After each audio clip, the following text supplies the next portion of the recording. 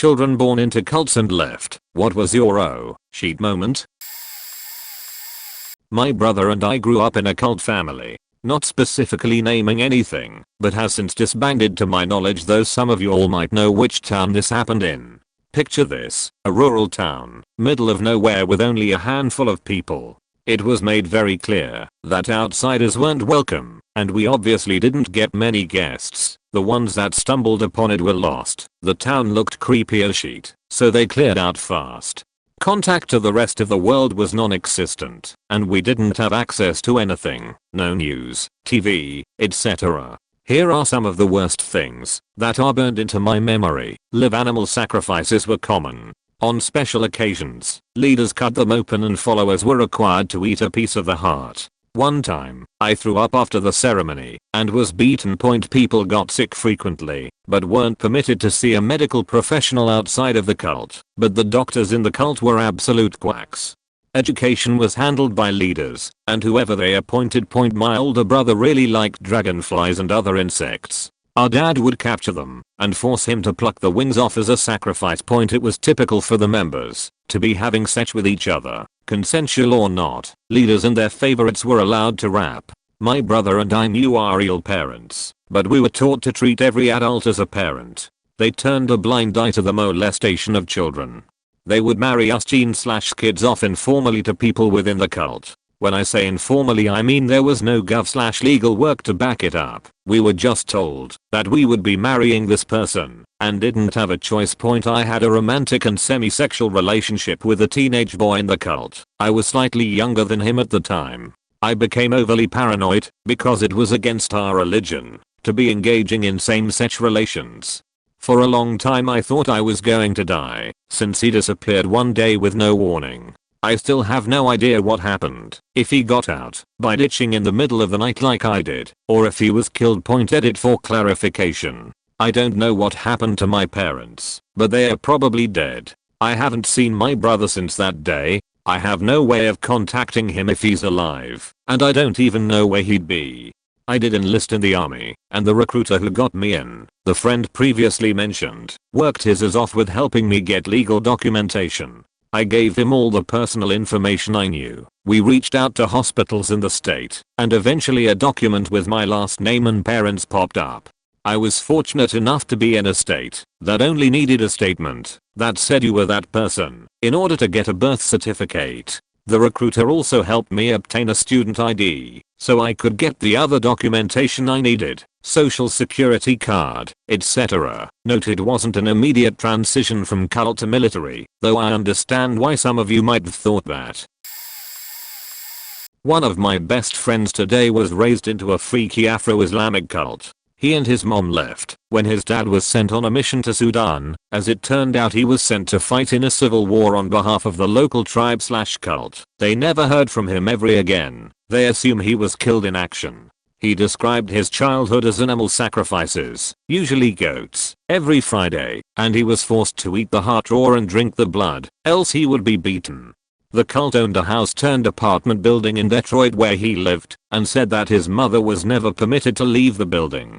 He described how female genital mutilation was mandatory for all girls, which is especially faked up. Crazy to think of these kinds of things happening in the United States. When he was 8, he and his mom managed to escape the cult by stealing thousands of dollars in cash and fled in the middle of the night and paid a truck driver to smuggle them into Canada. They stayed in the country illegally for a month, slowly making their way from Ontario to British Columbia, where they smuggled themselves back across the border into Washington. There, they got support from a mosque, who set his mom up with a place to live and a job at a restaurant, and helped get my friend back into the school system and back into society. 4 years. They were paranoid as fuck, because they thought that the cult was going to hunt them down and kill them, but being dressed head to toe in a burqa has its advantages. I guess she was able to hustle at the job, and through financial support from the mosque he was able to attend college, where we met. He's working at a bank now, and doing really well for himself. He's getting married soon, and he's fully supporting his mother as well. My mother and I had a conversation about how cute babies are, and she mentioned that the sweet, innocent, lovable nature of infants makes a mother forget the nearly lethal experience of the labor. She kissed my cheek and called me angel. I asked her why. Then, I was born. If my elder brother's birth was so terrifying and painful for her, Deuteronomy 5:16 roughly says that children who honor their father and mother as God says, therefore honoring God too, will be blessed, and the parents are therefore blessed by having a respectful child. In the cult, job descriptions and qualifications include scriptures. My father wanted a job, and one of the requirements was that his children respect him and fear the Lord. But he only had one child at the time. He was told he would not get the promotion until he had another child, and my mother was accosted several times, being told she was selfish, a hellish woman, worse than Eve, that her vagina was a hole to hell. That is not an exaggeration. It was a common insult in the cult, along with calling others uncircumcised and haughty, because people in cults speak with marked peculiarity. She had several panic attacks, and finally stuck off to find a psychiatrist and renew her use of the anxiety medication she was on before my father made her stop taking them. Once I was conceived, my father was promoted, and they were transferred to what was at the time the USSR. My brother was left with, honestly I don't know who, and my parents won't tell me, but they left for the remainder of her pregnancy. Against medical advice, they flew back to the US, and I was born in Illinois. For the next 5 years we were left with strangers, who were ranked highly enough in the cult to take care of the children of my father's ranking, until we were assigned secondary parents. Give about 13 years, and I had a secret and god-awful boyfriend who did not understand consent, but then again neither did I. Well, one day I walked home after a rough date, and upon going to the bathroom I found blood, and realized it was nowhere near my period time. I told my mother, and she said, "That is what happens with men," and went to her room. The next Friday I felt so disgusting that I wanted to purge myself, die to myself, and give my life to the cult, so I confessed everything about how impure I was to the female leaders. One told me I know nothing of pain, and because of my father's ranking I lie for attention. The other said she would not trust me to hold her own child, which is a very insulting this to tell any female who has menstruated, as it is your primary function in the cult to care for your own and other children. It is worse than telling someone that their very existence is inherently meaningless. And the third said my presence was detrimental to the souls of those around me, so I'm to leave and not return. And since I'm a liar, of anyone fully in the cult ask me what happened to lie, or they will say I'm a whore and a liar. I missed the next 3 periods until one day I was sitting in our living room in an expensive house in Southern California, paid for by the forced tithe of those who could barely feed their own children, and I started to bleed. A lot. And then vomit. And then I could barely crawl, so I laid in the bathroom until it was over. I thought I was going to die, and I was happy about it. I woke up in the bathroom, cleaned up, and went to school. My secondary sister snuck me pain meds from the medicine cabinet. Father is prone to migraines. I told my parents what happened that Thursday. My mother started crying, but my father stopped her. She said that, right after she had my brother, she conceived again, twins, but she lost them, bled them out like a curse. My father told her that she had killed the wrong child, and they left me to process it. I didn't have any tears or anger, just sort of a sharp clarity that since hadn't left me. They later told me they were proud of me because I didn't cry, but needed time to process the death of the wrong daughter. In case you want more reading, International Church of Christ, ICC/COC/ICOC. There are plenty of articles and documentaries. I have countless more stories if you'd like. Edit, spelling. Like others, my experience maybe wouldn't be categorized as a true cult, but the whole think like the herd and don't question God's plan really made me feel like it. It was a fairly mainstream religion, but so robotic and hypocritical I'd still consider a faked up way to be. The things that started it for me was a teacher at the private school run by the church, insisting, rather cruelly, that my pets can't go to heaven because they have no souls. I was 6 and felt like it was just a heartless thing to do.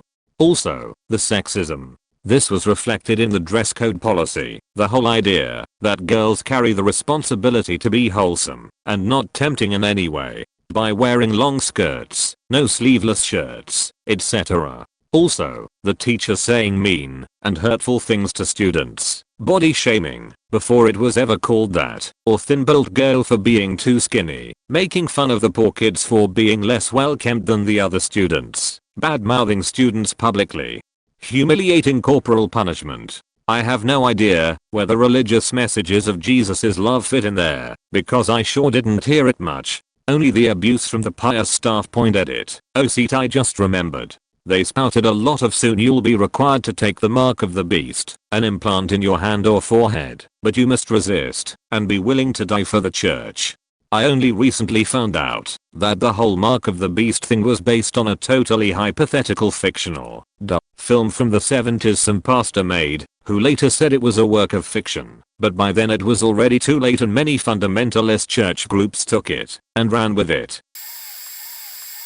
I always imagine a cult as people wearing dark robes and chanting around an altar for something a little sinister, so I'm not really sure what qualifies as a cult, but this might point qualifiers right now. I'm a Methodist, which is a pretty low-key Christian denomination. I've never been to a church with a priest, always a preacher. I dated a girl a while ago whose family were longtime members of what one might label a very fundamentalist Christian sect. As far as I know, the only members of this group are in this one city in Texas, where we both lived at the time, and it's a very Christian city with a little bit of a history with extremist Christian groups. Her stepfather was normally pretty curt to her mother whenever I saw them together, and according to her he was pretty verbally abusive to her when others weren't around. Her group's priest, when she went to him for some counseling on leaving him, told her to just love him and suffer through it, because that's what their scripture said.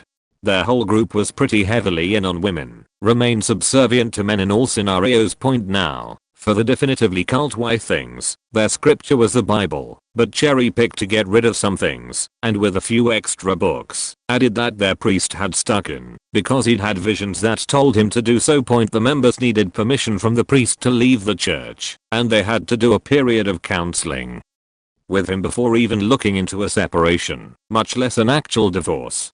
They had a few homes where college-age kids in the church could live together while going to the local university. The students who were around when I was in school weren't bad people as far as I can tell, just a little hipster-y. They did have mandated worship and prayer time every single morning. My girlfriend lived there for a year before we dated because the rent was super low, and she later said that they really freaked her out.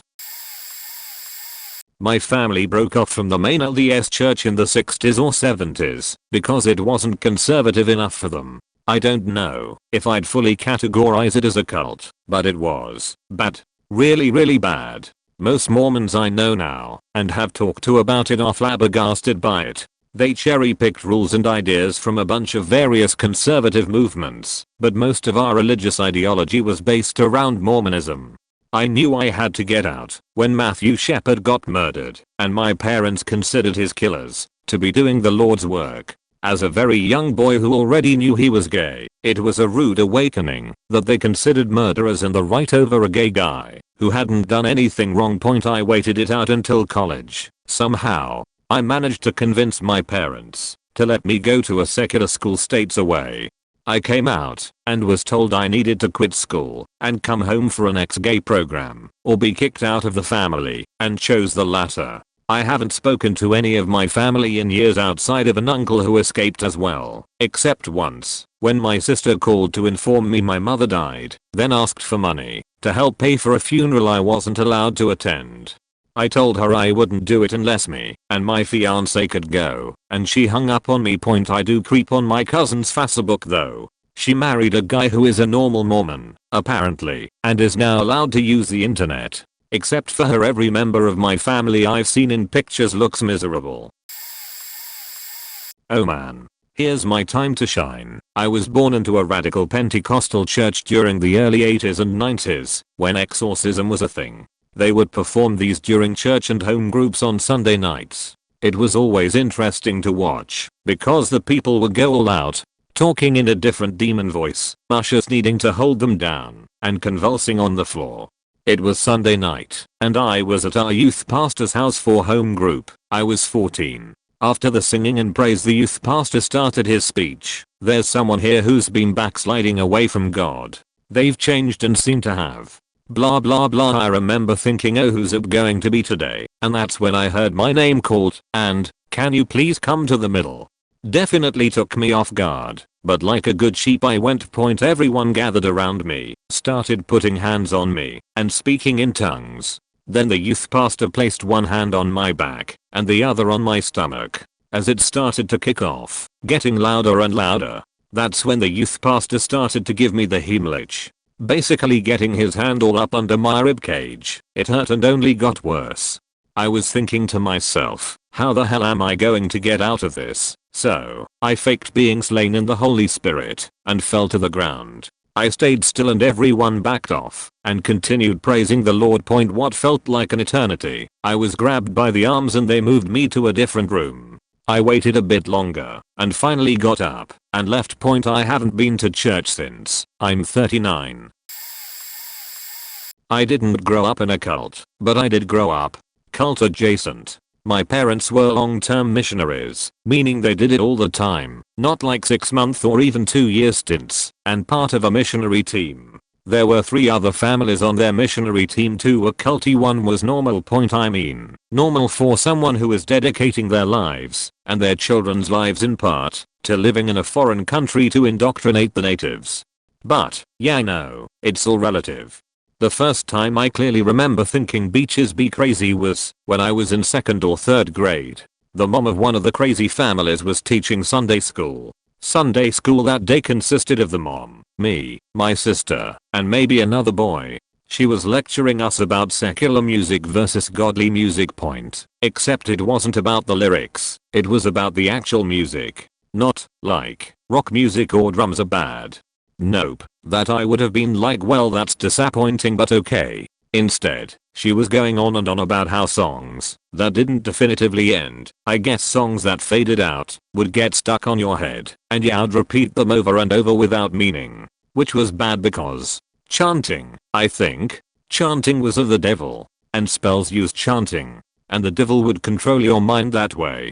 And then there was a whole thing about a certain number of beats being sinful, but as I was very young, tone deaf, and literally don't even like music, I just fully zoned out at this point and just smiled and nodded at the appropriate points. But I distinctly remember thinking she was insane. Just well and truly nuts. I was pretty concerned about her level of crazy, because I told my dad about it. And he was like, don't worry about it, you don't have to believe that. Which of course leads to the thought, if we don't have to believe that, what else do we not have to believe? Turns out a lot of it, when you grown up to be a heathen. Late to the party, but I wanted to participate. I was born into the Mormon cult. I never got into it, despite growing up in it for 17 years. Never truly believed any of it, just went along with all the nonsense. To make my life easier to answer your question, my oh shit moment, the moment I realized it's actually a cult, not a religion, was when I was 17, and I reread my patriarchal blessing for sheets and giggles. I had already told my mom I was an atheist a few months prior to this. She didn't take it well, but I pulled out the letter one day. It reads like an indoctrination contract. If you don't know what this thing is, it's because no one is supposed to talk about them. They are private blessings you receive that usually you'd only share with a parent or sibling. To get your blessing, you go to the stake patriarch when you're old enough, 16 I think, maybe younger. I got mine late. You go to this old faker's home where places his hands on your head and spouts drivel for a few minutes, in my case, while his wife transcribed it. Anyway, after several uncomfortable minutes of divine fantasy, it's over, and a week or so later, they mail you the transcription. First, the document didn't sound anything like the sheet he was spouting. This thing is basically supposed to be a roadmap of your life. It started off saying, how great of a life I've had so far, loving and caring family, my dad was an asshole, Methuselah, literally never got along with him. We are cool now though. So, that first part was complete bullshit. Flag 1. It goes on to tell me which ancient tribe of Israel I belong to, and how I'm gonna get married, and have half a dozen kids, and have a fantastical, fulfilling life, but only if I go on a mission. Bottom line, it was a missionary recruitment contract. Mentions going on a mission half a dozen times, and contains facts about my life that are complete hogwash points. So yeah, that was the oh shit moment. This caused me to reflect on the entirety of my experience growing up. Point in church, every single Sunday in uncomfortable clothes for an arduous 3 faking hours. We sat through sacrament meeting for the first hour. Basically the most boring activity ever contrived, where people stood at the pulpit giving talks or discussing church matters. During this, the young men, deacons, aged 13 to 15 walk around passing out bread and water to the congregation, which was prepared by the priests, 16 plus during a hymn. The second hour, we are split into classes, based on our age group, for another hour-long brainwashing seminar. The third hour we are split again, men in one class, women in another.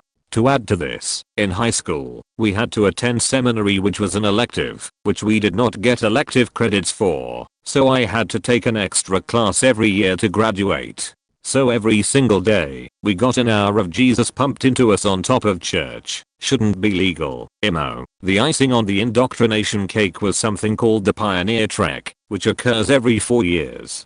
All the youth with volunteer adults spend a few weeks building Motherfucking pioneer handcarts with giant metal wheels to be pulled manually with 1,000-pound payloads through the forest. This was the bane of my existence, which my parents forced me to participate in. They gathered us all up, we dressed in actual pioneer clothes, think Little House on the Prairie, to head up to the mountains.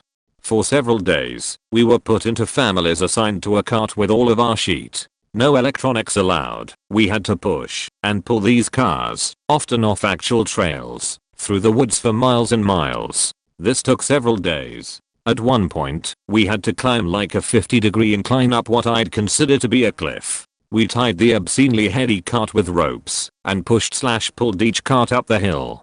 Very dangerous. Later on, the men were called away to the Mormon battalion, Civil War sheet, I think, and the women had to push the carts alone for a bit. Same sheet later on for the guys, but our trail was infinitely harder. It was freezing, hailing/raining during the men only push. Literally out the side of a cliff, over boulders and sheet, probably the hardest thing I've ever had to do. I was damp or wet, and freezing most of this trip. At night, only the women got tents, so I had to sleep by myself on a tarp that I folded over myself in an attempt to block the furious wind. I would not have been able to fall asleep, freezing as I was, if I wasn't so exhausted. I realize now that this entire event was contrived as an elaborate way to break the will and mind of the participants in order to fill the empty spaces with more and more Jesus, masquerading as a fun unity event. Point longer than I thought it was gonna be. Sorry, and I left out a lot. Back in the late 90s, some friends/coworkers of mine were involved with a local church that bordered on cult status. They kept trying to get me to go to one of their services with them, talking about how great the sermons were, how the community within Church was very welcoming, etc. I was agnostic at the time and skeptical because of a few things they also told me, but I went to check it out myself. At first everything seemed like any other church-friendly people, charismatic pastor, singing, praying, etc. But then I noticed things were weird when the pastor started speaking in tongues and the entire congregation did as well on cue. This happened at least 3 times during the service, and each time, everyone in the church besides me joined in. The church also encouraged all but forced young members to join their religion school to receive a degree in faith. The school was pretty expensive, around $2,000 in 1997, or about $3,100 today, which caused most members to take out a loan from the church to pay for. Members in their early 20s were not allowed to date or fraternize in any way with the opposite sex while in school. The church even rented out multiple apartments in a local complex where students were housed together. Non-members were not allowed to rent rooms or be in the apartment without a chaperone. I think what bothered me most was how intrusive the church was in these young people's lives. They required the members to report their incomes, demanded tithes, and regulated every aspect of the members' lives. I'm a little late, but here it goes. My family and I shared a house with a group of nuns in the Philippines, a country deeply into their superstitions. The group leader, who we shall name Sister Teresa, would profess that either baby Jesus, adult Jesus, Father God, the Holy Spirit, and the Virgin Mary would consume/possess her. Never all at once, but either personality once every few weeks. Word got around, and people from the local parish would flock our house to experience the phenomenon. I even remember the Monsignor blessed our house and there would be celebrations on occasion. I was around 7 at the time, and was involved in the choir. In truth, I enjoyed those times when people would gather and sing. That was the only thing that I took pleasure in, singing. The rest of it, I thought to be silly. One afternoon, I mimicked and made fun of Sister Teresa's shtick to my brother during our playtimes and our mom caught us. Since I was the instigator, my mom, who despite being a woman of science was a believer in all of this, told Sister Teresa one day that I was a doubting Thomas. So one random morning, during breakfast, Sister Teresa did her shtick and was going to prove to me that I was now talking to baby Jesus. Baby Jesus asked one of the nuns to get him a piece of Hershey's Kisses. He prayed over it before biting into the chocolate. He said something to me to the effect of "you will see." Then baby Jesus left Sister Teresa's body. She then showed it to me to take a look at the teeth marks on the chocolate, to which I remarked, "Why are they so big?"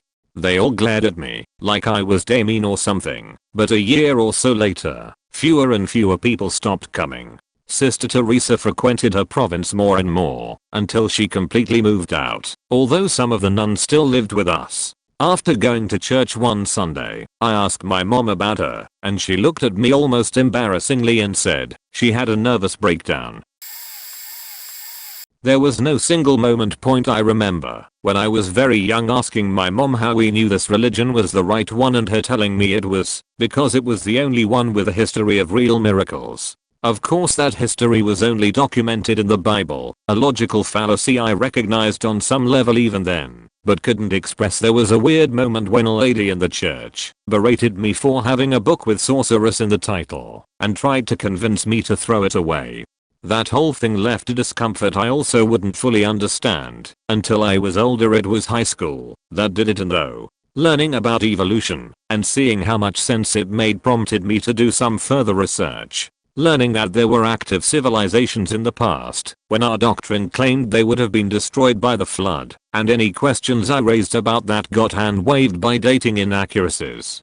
Accounts like when Joshua stopped the sun having no parallels in other cultures. The whole logical ridiculousness of the Ark story. It just didn't make sense. The final nail was when I got a girlfriend. We would do the whole horny teen routine and make out before we had to catch our buses, and a lady in the church saw us. The next time I attended, I was taken aside by some elders who tried to explain the errors of my ways. After that I was just fed up and stopped going. My mom didn't take well to that. It was a hard few years before I finally was old enough to leave. A lot of aggressions and running away from home, only to be dragged back by the cops. I left the day I turned 18. I told her that morning, and she didn't even look up from the TV, just said good luck. Late to the party, but I wanted to chip in. The cult in question was basically my father declaring he was the Son of God and indoctrinating my brother, mother and myself into thinking so too. This was just the base state of the family. I can't remember him not forcing that sheet on us. There were multiple "oh sheet" moment growing up. I was never allowed to have friends. I was only allowed to have "allies."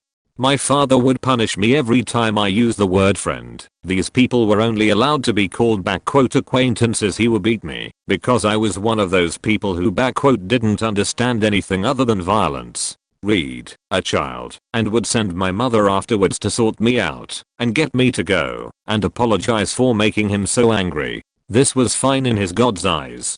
My father believed mental illnesses were a weakness of character, that you were just being weak and lazy, so your symptoms of depression, or what have you, was just you being a worthless, lazy husk who couldn't be asked to feel happy. During my teens I was suffering from what I now know to be depression and anxiety, and hearing that all the time really faked me up. On a similar note, I wasn't allowed to cry or be sad or angry because the gods hadn't given me any problems.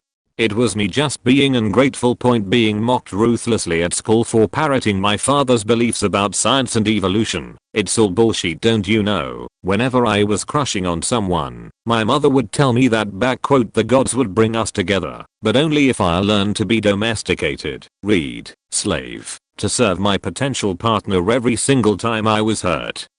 It was because the gods were punishing me.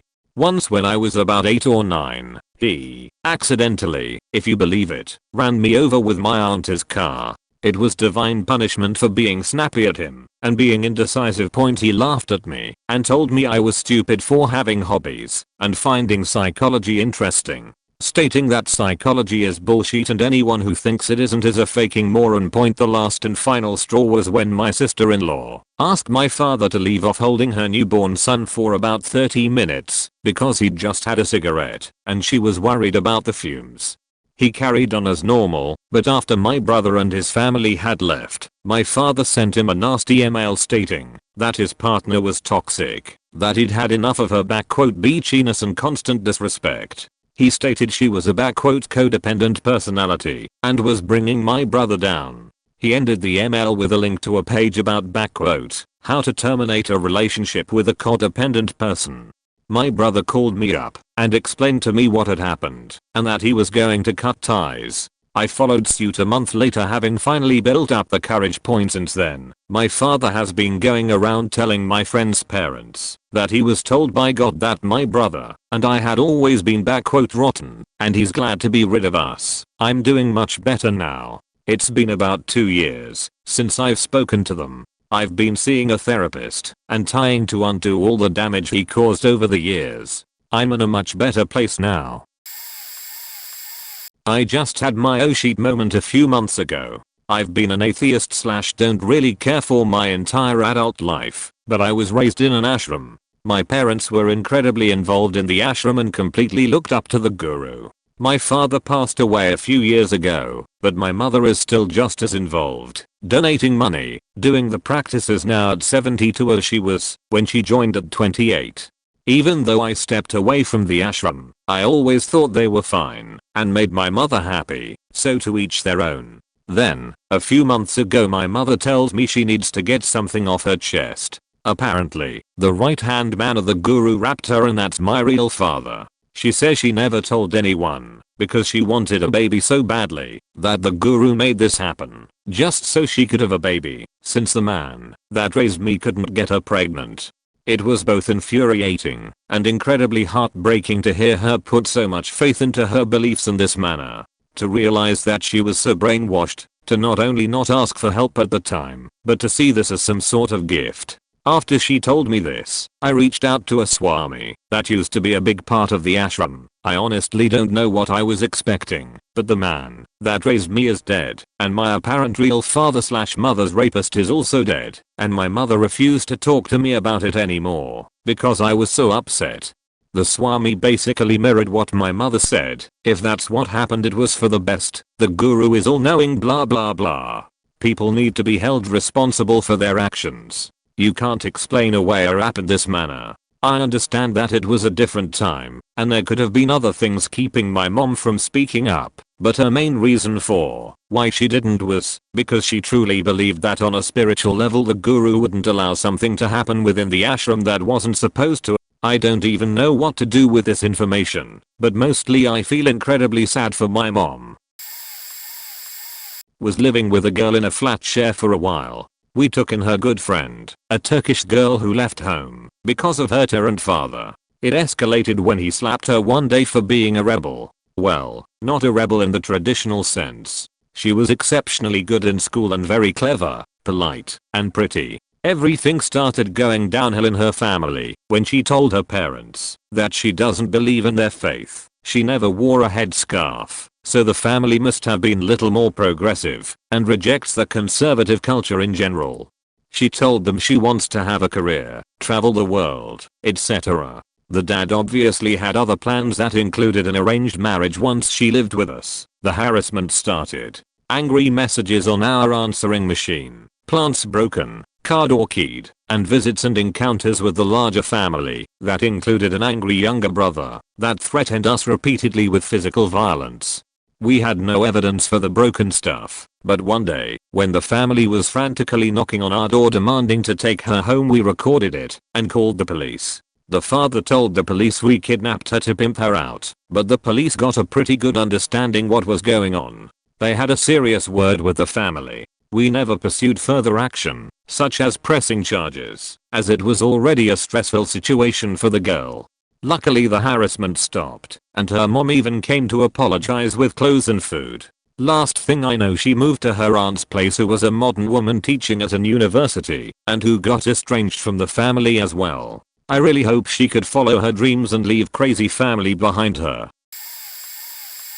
I wasn't in a cult by the means of what most people think, but I grew up in a super judgmental, manipulative and verbally abusive close-knit religious fellowship that were Christian, but the main lady who kind of started is batshit crazy. Like, I have too many examples of things, and there were a lot of okay, this isn't right, this isn't what God, who I don't really believe in anymore, would be like moments. So this sheet gave so much anxiety. People would get in trouble or yelled at for the weirdest things, and it took me a while to realize that the opinion of one person doesn't matter in the scheme of things, but this woman had a very demanding presence and people would just start agreeing with her, even if they didn't, which my mom would do a lot. The main reason my parents divorced was because of the fellowship. The women in the group were terrible gossips and everyone knew everything, and my dad couldn't take having everyone weigh in on their marriage.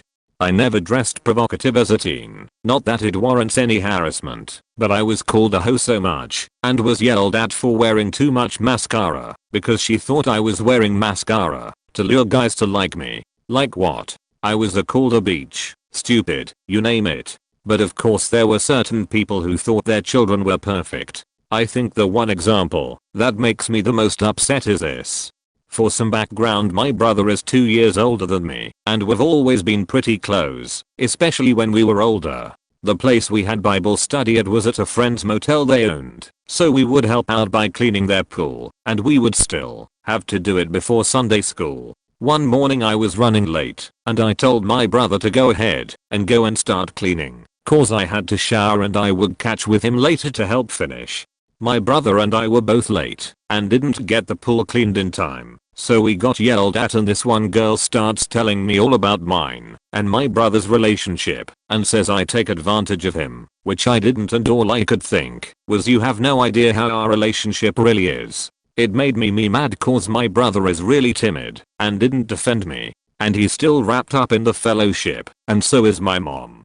So I'm not close with either of them, because that life brings me a lot of awful painful memories, and my dad and I have the best relationship and love that we are no longer a part of that crazy group.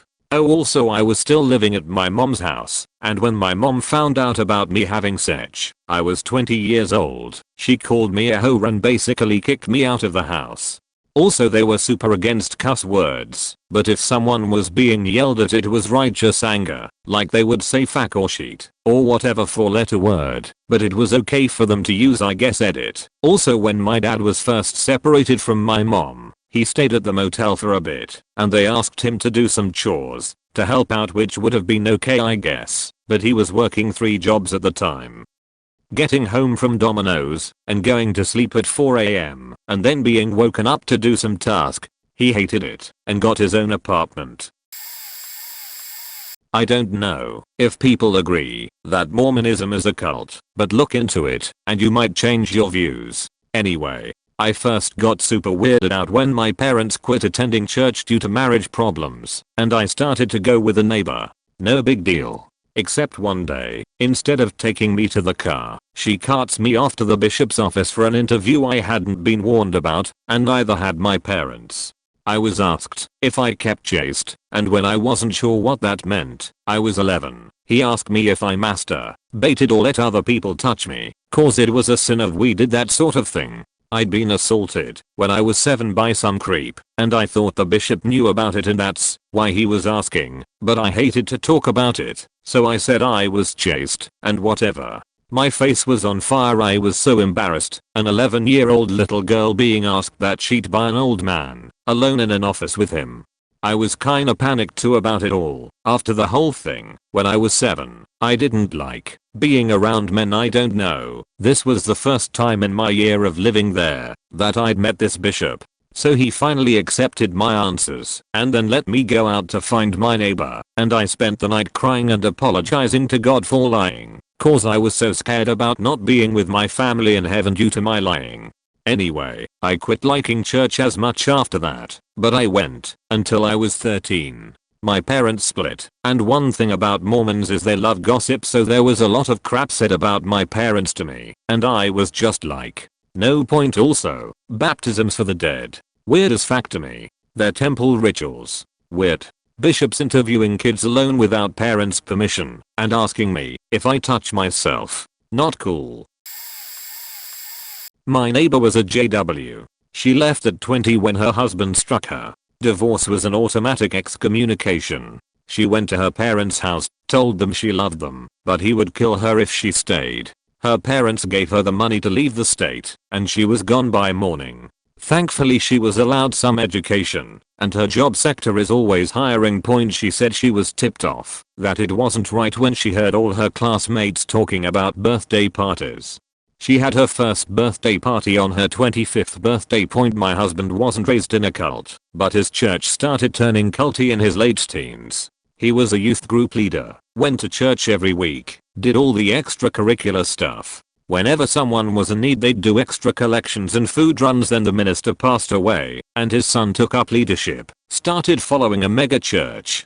Convinced the congregation that the savings they had put aside for a new church building would be better spent buying the minister and his family a house. My husband had some serious health issues, and almost the entire congregation ghosted the family. By the time my husband was well enough to return, the rest of his family had taken the hint and told him not to bother returning. I don't know that I ever fully bought into the cult, so I didn't really ever have a singular oh shit moment. A few things. I was rapped when I was 5. I was essentially told that it was all in my head and was shamed for thinking such things. The abuse continued off and on for almost a decade. As I got older, I never got it. I thought this was a byproduct of being bad because, you know, sect equals bad. And I didn't understand rap. It had to be happening to me because I invited / wanted it / whatever. My own father informed me that he couldn't listen or respect what I said because my toenails were painted a natural color because I had some kind of skin issue growing up and my toenails were awful. A friend at my high school bought me some nail polish to cover them up because I was so ashamed of them. Watching a woman get absolutely ostracized and forbidden from taking part in any church services or communions because she left her husband. He was beating the shit out of her. He continued to be welcomed with open arms. He was the victim, of course. My parents inviting a known rapist onto their property for a yearly cult gathering. The man had been encouraged not to attend cult gatherings in his home state because what he'd done was so widespread and had become public knowledge. Going back to visit my home state for a cult gathering and seeing my rapist, happy as a clam, getting all kinds of sympathy because his worldly wife had left him and taken the kids. Meanwhile, I was all but shunned because I dared to trim my hair and wear mascara.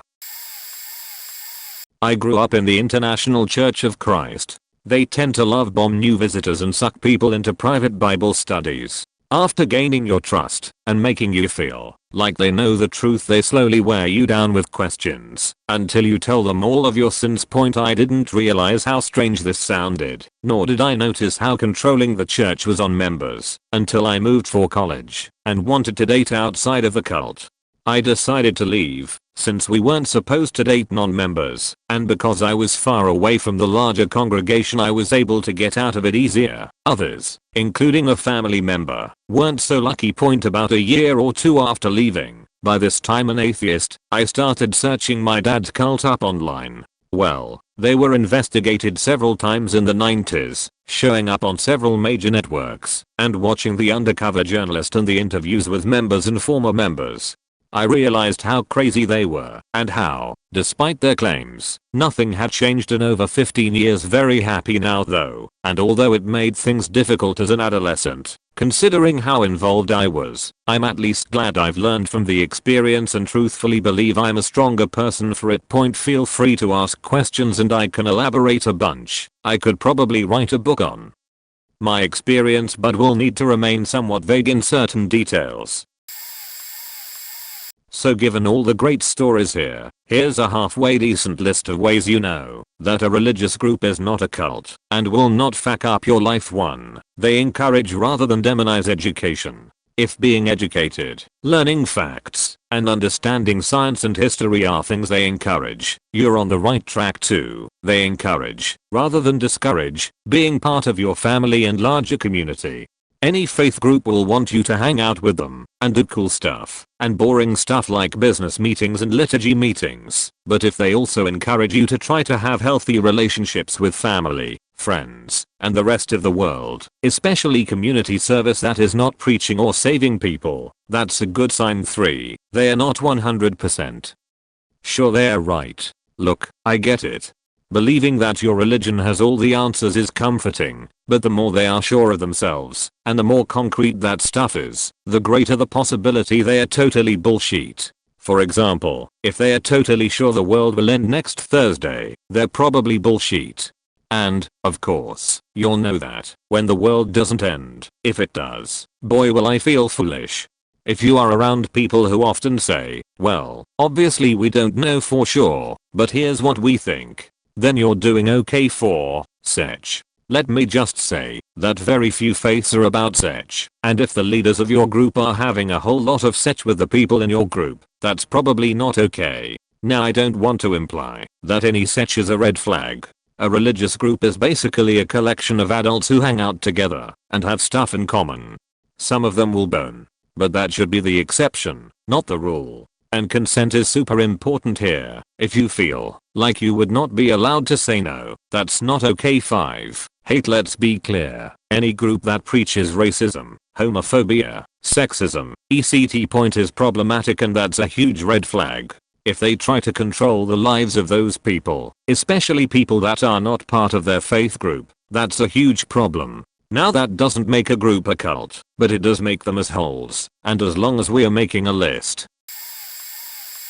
In doubt this will get seen, but I wasn't really in a cult. It was just me and my mother really. She went through very religious phases. I was never really allowed to go trick-or-treating, wasn't allowed to watch Bewitched, I Dream of Jeannie was fine, wasn't even allowed to watch He-Man, although she did read Lord of the Rings to me as a child. Our church was a hands in the air, born again, sometimes flop or speak in tongues church.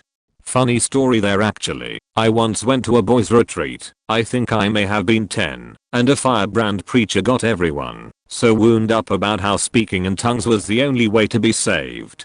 Some of the older boys that night went from tent to tent and forcibly held us down and prayed over us, hands on, until we spoke in tongues. I begged God. I cried and I begged and pleaded, and I shut my eyes so tight and clenched me teeth so hard that my entire face hurt.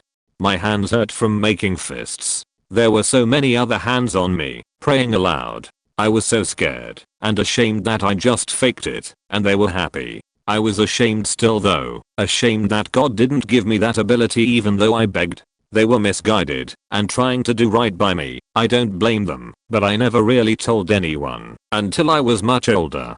The real time it hit me was the second time I had pneumonia. My mother found the 2 magic and voodoo books I had bought. I bought them for curiosity, not to practice it, and immediately burned them. She also found the Merced's Lackey book I was reading, but I managed to save that one. Then when I wound up with pneumonia she decided to treat me at home. She was an EMT, so that was okay I guess to me. The hospital was just 5 minutes away at most. I had a high fever and was in a lot of pain and in and out of consciousness, but I remember clearly her telling me that it was because I had forsaken God and he had withdrawn his protection from me. I needed to repent and remember and regain his love and protection. I was 16 at the time I think. My mother was misguided too, just like those boys, but that was the real moment I woke up and decided to move out. I left at 18. and I still call my mother. We have a good relationship mostly. Edit. On revival nights the crowd would go to the front and kneel and pray, so I got pressured into doing that a lot. The good thing is that the visiting preacher would usually do a hands on your forehead and pray thing to make you faint in the spirit. I did that a lot because I could trust fall backwards into waiting arms, get a blanket put over me, and take a small nap maybe. It was like a fair ride. Go up, fall down, lay for a bit, go back to my seat, repeat. I was a Jehovah's Witness. Born and raised. Got baptized. Sucks you in when you're a teenager. Trains you to be brainwashed. To hate yourself. To listen to the authority of the elders and the faithful and discreet slave. Go to meetings at the Kingdom Hall 2 times a week. Sit and listen. Participate to be a good Christian. Go out in service. Preach to others about the paradise and how this world is wicked and you'll die if you don't convert to Jehovah.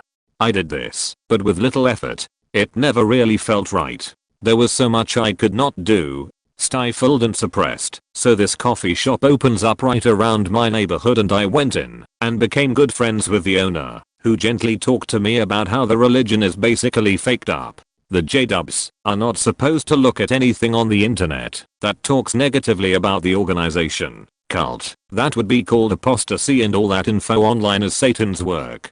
Well, after many talks with coffee shop man, I went into work one day with the intent of it just being another day. I was a receptionist in the evening for a nursing home. I had full access to the web, looked up Jehovah's Witnesses, and came across an article I would have never clicked on if I hadn't been seriously skeptical and questioning my faith. It was a huge blog.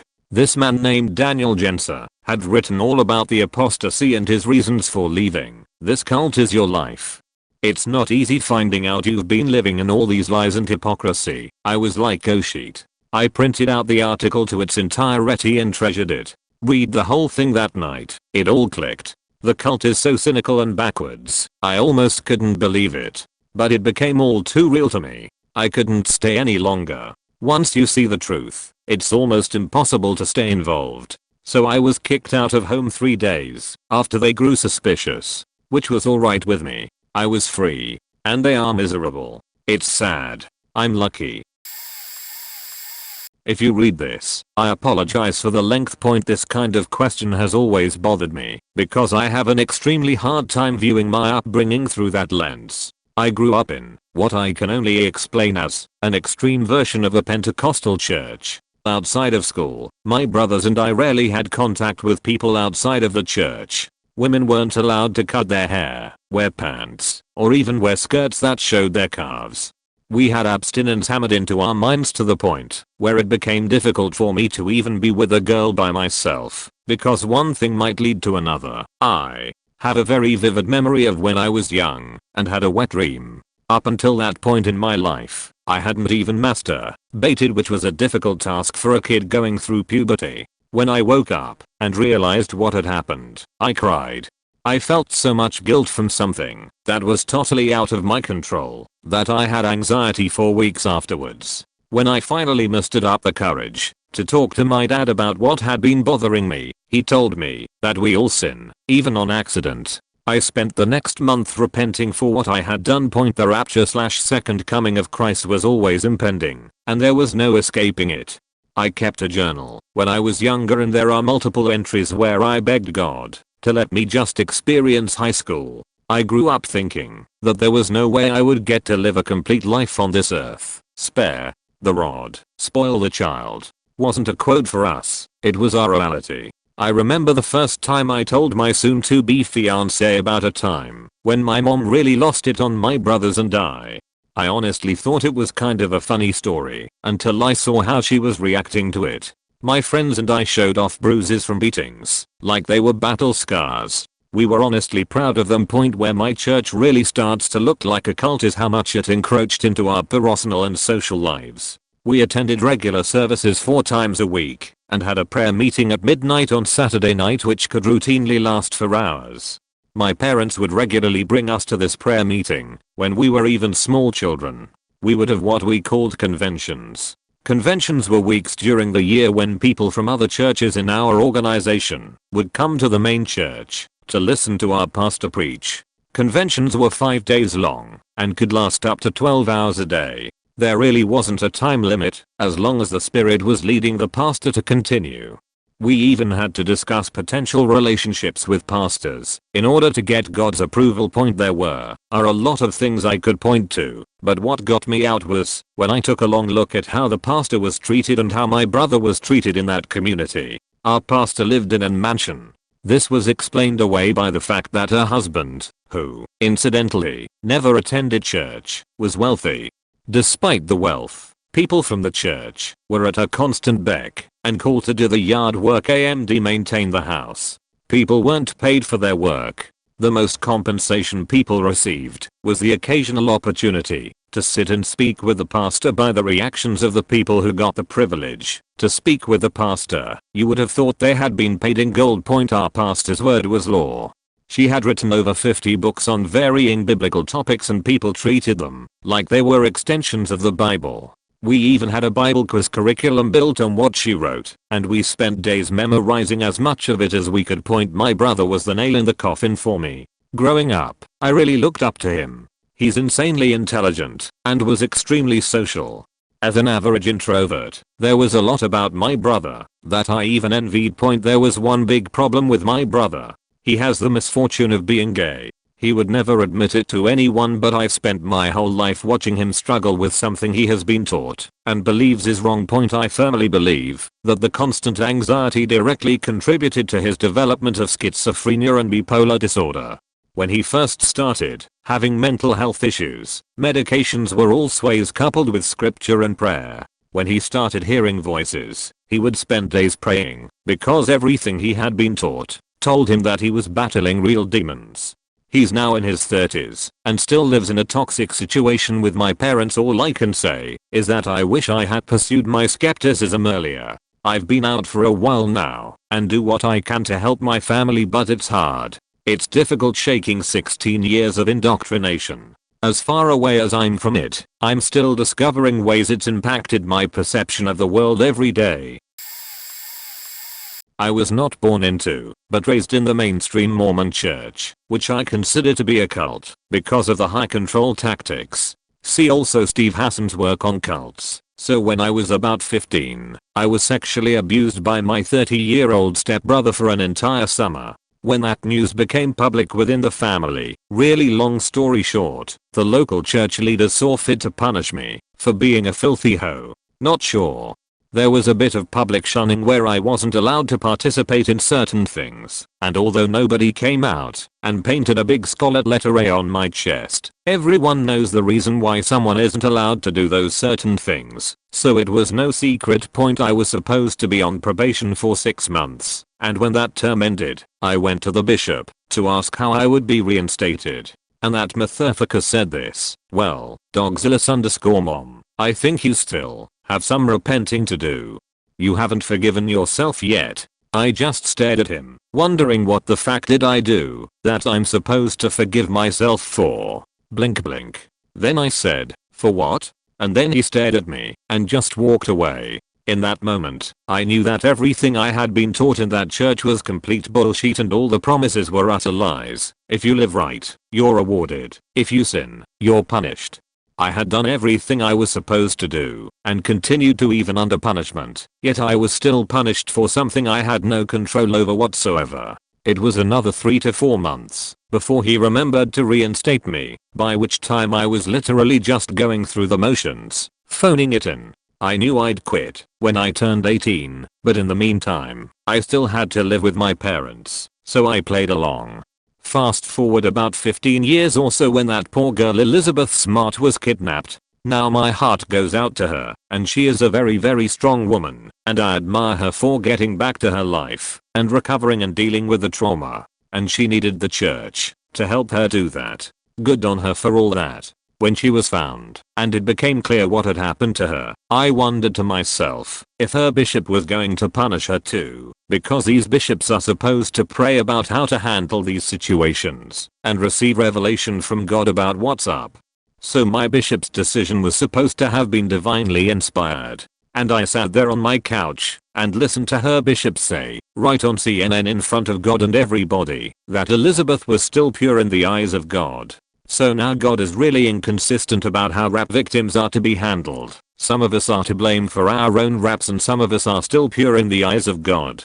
That was the second oh shit moment, and I pretty much resigned from the church right then, even though I stopped attending and participating when I turned 18. Sorry to offend any active Mormons who may be reading this, but that was my experience and there is nothing anyone could say or do that would convince me that the current mainstream Mormon church is much different from the polygamous offshoots, RLDS, FLDS, Methavao. They're all the same cult, they use the same scriptures as canon, and they both hate women. Mine was a slow burn that just added up over the years. The pastor was obsessed with modesty and would preach on it constantly. A few notable examples: I once wore a new pair of jeans to a teen event that he claimed were appallingly tight. He made me and my mom go to a thrift store to buy looser ones. The humiliating part was that I was expected to carpool with all my friends to the event, so they were waiting for me in the parking lot, both girls and boys, as I sobbed in embarrassment and tried to find some looser jeans. He and his wife lit into my best friend's parents for allowing her to wear red high heels with blue jeans. Considering there were many of these weird rebukes about this friend in particular, I have a feeling he actually had a perverse attraction to her and was trying to project the blame on her appearance/behavior. She was in high school at the time. I was hanging out with my friends out in the field behind the church and was flopped out on the grass, fully clothed, not behaving suggestively at all. He told my parents that I should never lie flat on the ground if any males are present, because they will be instantly urged to get on top of me. He would make sermon illustrations about how he saw women in public ogling him and how sinful that was. Of course, that didn't stop him from going jogging shirtless multiple times a week. Even after all his obsession with sexual sin, it turned out that he was fully aware of sexual abuse going on in a church family and had not notified authorities. In case you are not aware, pastors are mandatory reporters. I still don't know how he got away with that. I left when I got married and decided that I would never subject my future kids to the emotional distress I went through. This is not even the tip of the iceberg with this church. They ended up being in the local news for suing a former congregant over a bad Google review.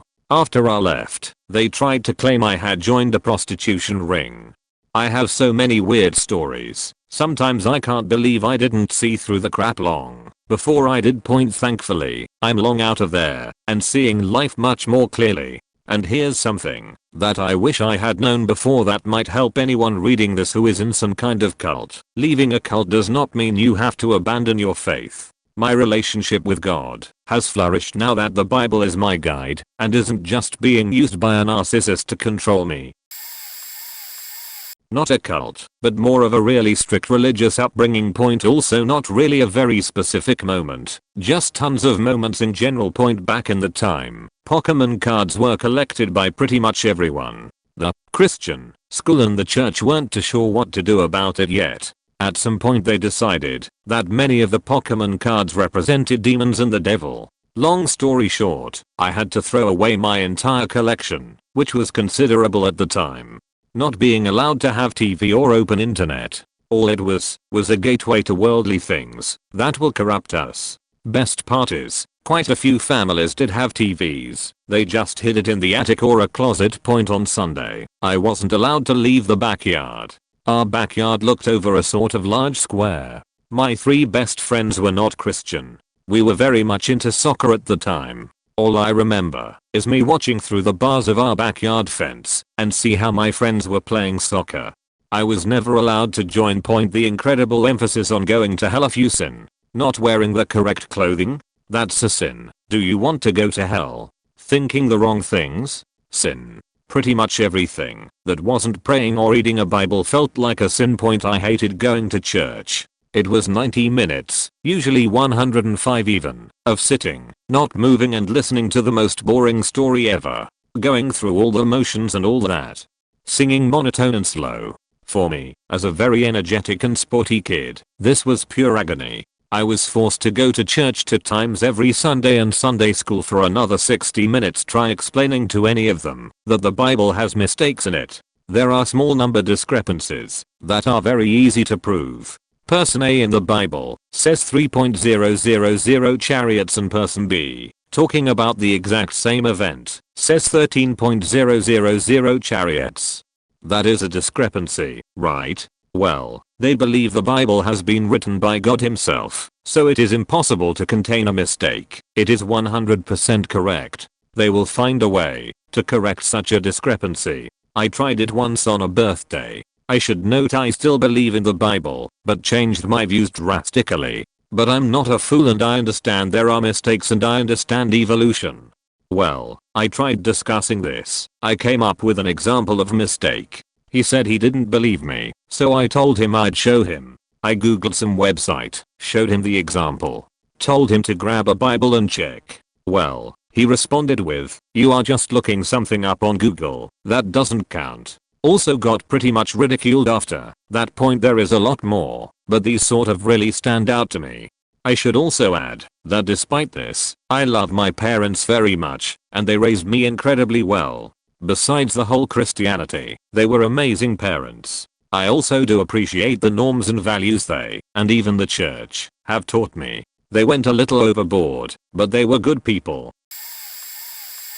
It's not a cult moment, but I left my family's church after this incident. My dad told me to take a year of Bible college, or he'd stop paying for the rest of my education. I figured it was a small sacrifice, so I went for it. A week before the semester began, I was brought up in front of the church, alongside a girl who was joining AmeriCorps, ostensibly for the church, to pray their blessings upon us. What we got instead was a prophet who had no message from God, just a long recap of her qualifications as a prophet. Not only would she not shut up about how she had predicted this or that, she refused to let me step down from the pulpit area until she had heard me proclaim that I was going to become a pastor like my father. Here's where it got worse. I was going to Bible college for a year. The girl who was going into AmeriCorps to deal with disaster relief and humanitarian aid was summarily ignored by the wannabe prophet. Despite the fact that her good works and deeds would far outshine mine, I was the focus of the prophet's words. I found out later that both my dad and the senior pastor were about to step in to stop her, but that's when she started speaking in tongues. I went through the year of Bible college, but only went back to that church once. I realized that a lot of the older parishioners were just like that woman, confusing their own lack of a filter for a divine message. I wasn't in a cult, but my parents forced me to go to Jesus camp with the other kids at our Church of Young Earth Christianism. The stuff I saw there, and kids I met, was definitely my first experience with people in cults. As a kid I had this understanding that some of the kids at church events were over the edge and the world saw their actions as undesirable, and every once in a while I would do a mental check. Okay, am I getting weird? Is this undesirable? A 6 to 12-year-old should not have to do a reality check.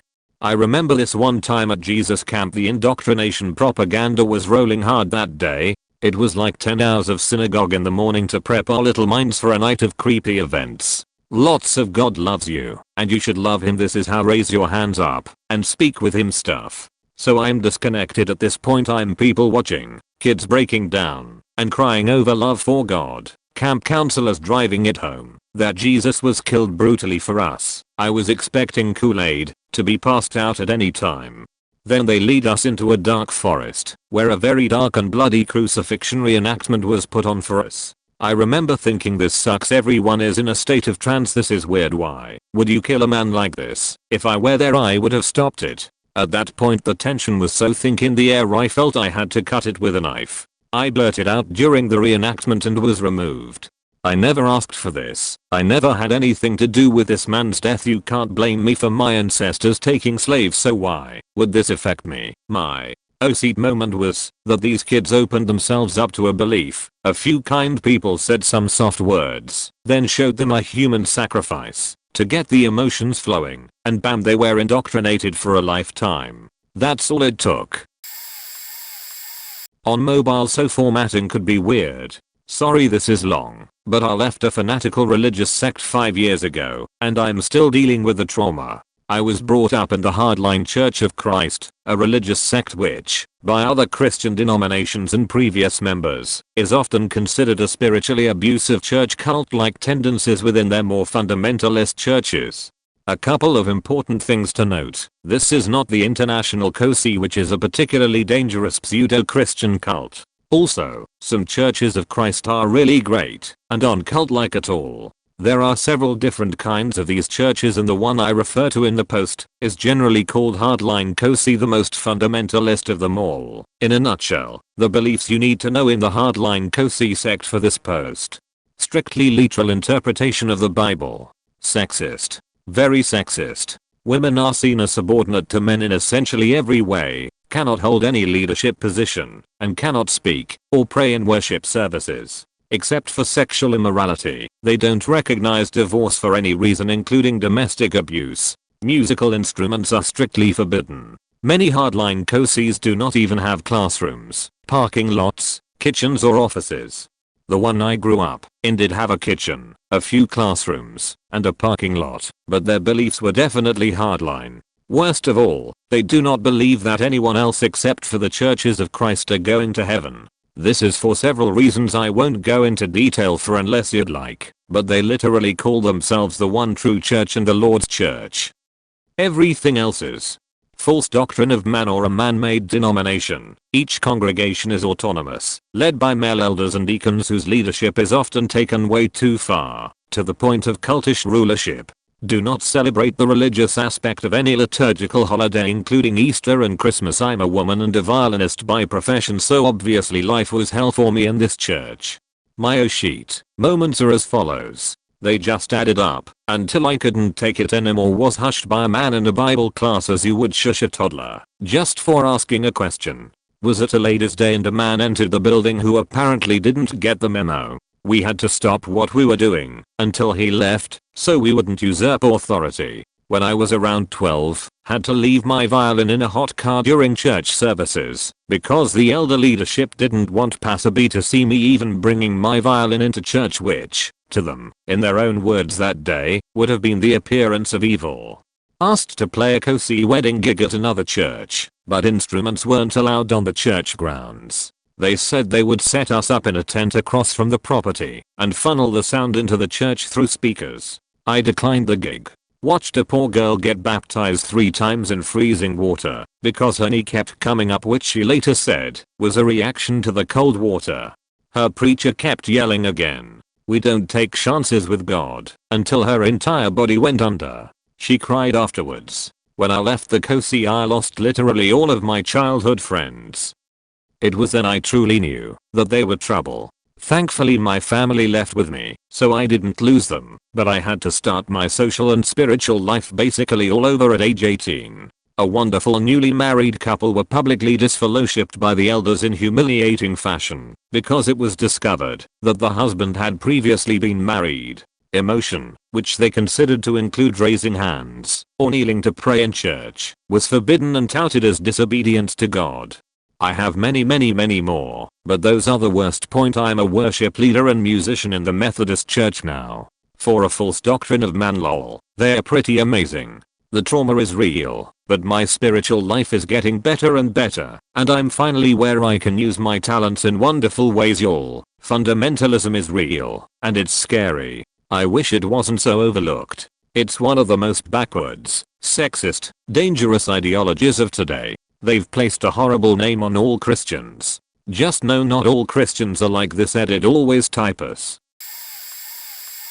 I was a JW when I was in grade 3 to grade 9. My mom had been disfellowed because, before I was born, the elder women came to the house and told dad he was a bad father and husband and leave my mom and my brother to go on a mission and become a better man. When my mom heard that, she told him to get back, quote, "those faking beaches out of her house, and no one speaks to her husband that way." So that was the end of that. They were all baptized and went door knocking. When I was in grade 3, my dad asked me if I wanted to be a JW, and I asked him what it was. He explained it, and, being a daddy's girl, I agreed. Around the ages of 9 to 11 I started to see things I didn't really like. The sisters telling me my brother was a sinner and going to hell and lots of judgment. I think the real turning points for me were two moments. Firstly, I was sitting at a service with the sisters. I think it might have been a memorial, and a man drank wine and ate bread. I asked the sisters why he was doing it and no one else was, and they said it was because he knew he was one of the 144,000 that will go to heaven. I asked them how he knew, and they said that God told him. I responded with but how do you know it's true? I could say that I was one of the chosen and drink the wine and eat the bread and you wouldn't have any way of knowing it wasn't true. They didn't like that, and I sensed the judgment, defensiveness, and annoyance at me asking questions. This triggered an immediate distrust and I started asking many more questions. Secondly, a girl in my church was raped, got pregnant, and had an abortion. The church told her family to turn their backs on her and never have anything to do with her again because of the abortion. I couldn't understand that kind of cold, psychotic heartlessness. I left when I was 11 or 12. I spent years getting over guilt, especially sexual guilt, and I still have trouble with the fact that my father still sees it as the one true faith. I've learned, after many arguments, to not talk religion with him. But he quite consistently tells me that woman is second to man, that a woman's place is behind man, that I have allowed the devil to guide me away, and I will be judged by God for it. Strangely enough, he doesn't say the last one in a menacing or angry way. It's more that he's disappointed. Our relationship gets strained at times because of this stuff, but we still get along quite well for the most part. We just try not to talk about any of it with each other, because I don't believe in standardized religion and he does, and we can't change each other. I've just never been able to figure out how such an intelligent and rational man can believe in that stuff. He told me the other day that he doesn't believe in dinosaurs and I tried talking to him about how illogical that was, but ended up having to bite my tongue, leave it, and walk away. Well, that's my story, lol. I was born into a cult known only as a fellowship in 1975. For the first 7 years of my life, I grew up amid this massively perverted version of Christianity. My parents lived in a large house in Oxford in the UK, owned by the leader, who for the purposes of this forum, I will call Bob, which we shared with various other cult members. Some seriously crazy stuff went on, and Bob exerted control over my parents in increasingly alarming ways. What I most resented is the way he banned children from being allowed toys because he insisted parents buy presents only from his sports shop, having no interest in football, cricket, etc. That was immensely frustrating. I was told the toys I wanted, toy tractors and farm machinery mostly, were evil. I could not understand how or why that could possibly be the case. Bob's control of the fellowship was absolute. We were utterly isolated, except we had to go to school, by law. If relatives weren't in the fellowship, we weren't allowed to see them. I didn't even know what uncles, aunts, cousins, grandparents were, until later. I was also never allowed on school trips, or allowed to visit zoos, or attend firework displays. Television was banned, and I didn't even know what a cinema was. When I was 7, the fellowship collapsed after Bob's sudden death. It then transpired that he'd been sleeping with various women in the congregation, ripping off loads of people, etc. When I tell people this story, they can't understand how my parents and everyone else caught up in it could have been deceived, but it is impossible for those who were outside to understand the nature of deception, or how vulnerable my parents and others were to it. Anyway, all of this, and some of the oppressive experience I had in a group of churches my parents were in afterwards, inspired a novel I wrote entitled Children of the Folded Valley. It was deeply cathartic to write, and is my most successful book to date. It has 83 mostly positive reviews on Amazon's UK site, and about 17 on the US Amazon site. Anyone who has been in a cult will find it interesting, I have no doubt. I was raised in a Jehovah's Witnesses household, and at age 17 I gradually started to leave. I've seen comments here about how they're a cult, and wanted to share my experience. Were my parents angry when I left? At first they're obviously disappointed, because they raised me in a religion, and in a certain lifestyle, and I was throwing it away, but after that we sat, and they asked about why I left. I gave my reasons and they are understanding. My father admitted that there's no religion with undeniable proof about their preachings, and that it is about whether you put faith into it or not. They said that, while they would like me to be a part of it, they wouldn't like for me to force myself into something I'm not comfortable with, that they would always love me no matter if I was a Jehovah's Witness or not and only expected of me to be a good person. Was it detrimental to my social life? In a way yes, but not much. I wasn't allowed to go to clubs, nightclubs, like the ones you go to dance and drink. As a teen and most birthday parties, I did attend some, because they didn't want to deprive me from going to at least one, and I had one myself. But I was encouraged to make friends at school, at the club, sports, everywhere. How did my parents react when they caught me watching porn? They talked with me about it, about how porn doesn't reflect sexual relationships in real life, and they told me it would be much more enjoyable to actually discover how it works with another person, and not by watching people faking in a screen. They didn't take my phone away or anything. They told me that they trusted me with making the best decision myself. How did the rest of the community reacted? I sometimes find them at the supermarket and they always say hi and ask how are things going. I'm not shunned or anything. Like in every group there's nice people, arrogant people, assholes. Also, although some of the beliefs might seem hilarious, and they do have that stance that we got it right and the rest of the religions didn't, they also talked a lot about being a good persons and cultivating good qualities, being respectful of other, etc. I also read a lot of comments about Mormons, and though I don't know much about them, there was a Mormon kid in high school and him and his brother were nice guys. Not as seen those in r/nase guys, but nice people that seemed normal enough like everybody else. What I'm trying to say is, every religion has hardcore fanatics, assholes, etc. But they are not representative of the whole group. I'm sure for every Catholic priest that sexually assaulted a minor, there's one that helped someone get out of alcoholism, drug abuse or a violent partner. Religion isn't black or white, it's gray like everything, because it's formed by human beings. They do have their negative side, but they also have their good side and many people is affected in a positive manner by them. I'm sure many people here had a negative experience with JW, Mormons or other religious group. But there's a difference between them and cults, and I think it's good to think things with objectivity. I wasn't born into a cult. My mom joined when I was 4 or 5. They made us sell all of our worldly belongings, car, TV, clothes, books etc. and move to Georgia so they could spread the word. I always knew that something was up with this group of people that believed that suffering brought you closer to God. But my what the fuck moment really happened was when I about 7 and had gotten really sick. I had been throwing up everything I ate/drank for about 5 days or so. I had a fever that wouldn't go below 102 degrees F, no matter how many ice baths I took. Instead of taking me to the we walked to church, about 2 miles, because we couldn't have cars. I remember thinking that I wasn't going to make it as I struggled to walk up the Georgia hills. When we got to the church, instead of taking to me the few members began praying and speaking in tongues over me. I was still very sick at the end of services and was scolded by the pastor, who had declared that she was a prophetess and healer, for not having faith in God and having faith in man, aka doctors. From the moment my mother joined the cult, I was skeptical, but that night really cemented their mental derangement in my mind. From that point on, everything I did was done with the goal of getting away from them all.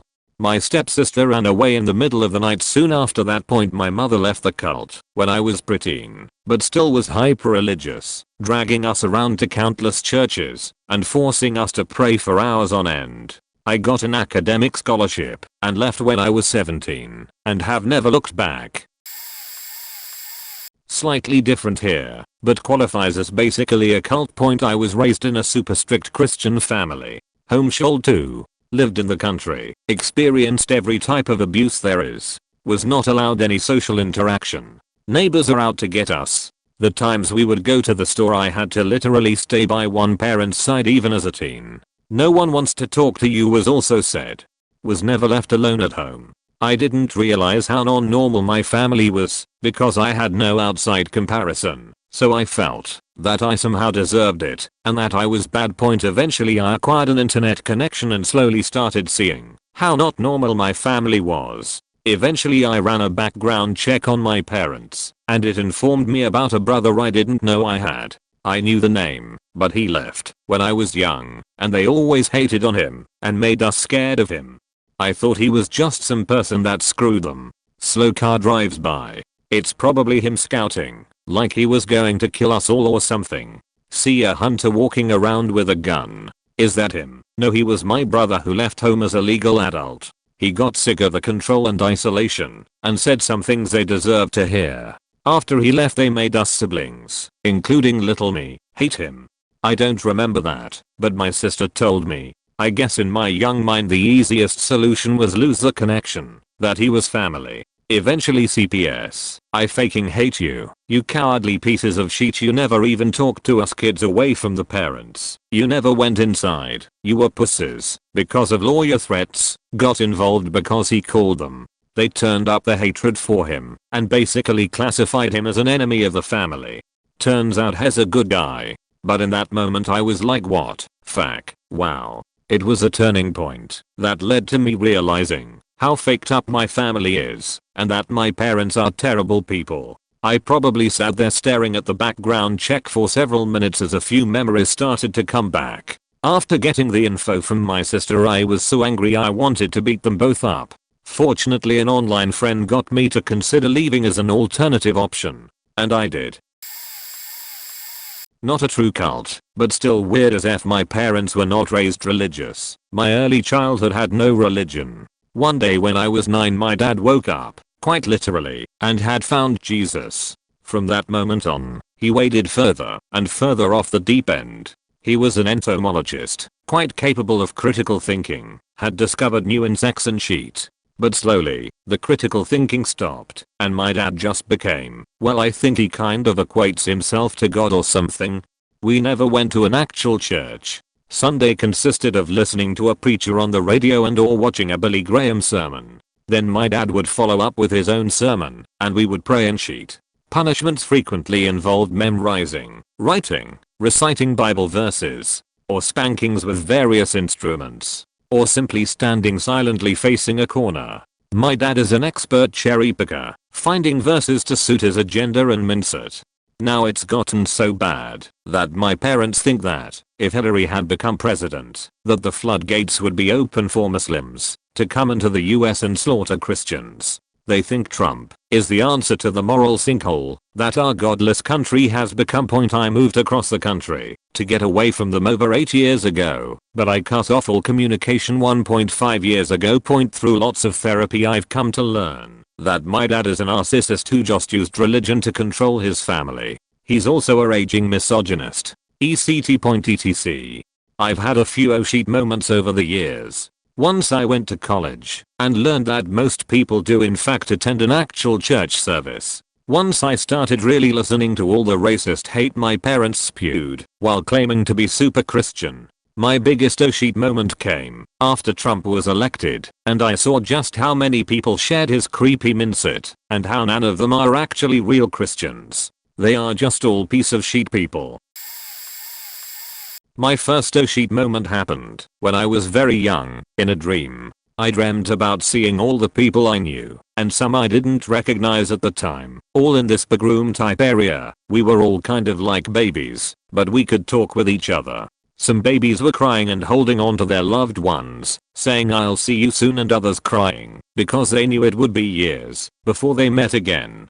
We could watch each other on a screen and see what each other looked like born. When I went down my tunnel/elevator thing, I woke up. It felt so real, and I want to say I was around 5 or 6 when I had this dream. And I'm 21 now. My second oh shit moment was when I started learning about my mom and other things. Realized, how could there be a God if he let kids go through abuse, drug addicted parents, and feel the pain I felt for a long time. My grandparents adopted me around 7, and at 8 I asked my father and stepmother questions. They answered only exactly what I asked, and not more or less. I got the gist from that. Then it all hit. I decided myself How could there be an almighty God that loved all his children and let rape, abuse, murder, and all the other things happen to his children? That's when I figured out that every person has their own will, not some plan that was made up. You can literally feel yourself make a choice in your head. No one else makes that choice for you. I'll still sit with my family when they pray if they want me to. But I made myself clear around 13 or 14 that I do not believe in any religion. I believe one day I'll be reconnected with my sister who passed and every friend I'd lost, but not in a place above the clouds. Not a cult per se, but I was raised by Catholic parents in an all-Catholic family and went to a private Catholic school for 9 years. As a little kid I was just very confused by a lot of things about my religion, and when I or any of my classmates asked what I believed to be valid questions, they were shot down or not answered at all. I would try and pray to God, but I never felt like anyone was listening. I had no faith. I would pray for things like the health of a family member, only for them to die. Was God listening, or was he even there? In the 2008 election, I realized for the first time that Catholicism forbid homosexuality, and I thought this to be so confusing, even as a child, because gay people are people, and God created people in his image, so what's wrong with them? In the 5th grade we were taught for the first time the basic stuff about other major world religions. Saw all these wonderful photos of religious monuments and buildings, and learned that all religions pretty much had the same golden rule, but then told that anyone who didn't believe in the same God as me was wrong, and damn to hell who am I to say whose God is wrong. This really sticks out to me as my oh shit moment. More and more silent speculation on my part for the rest of my Catholic school days.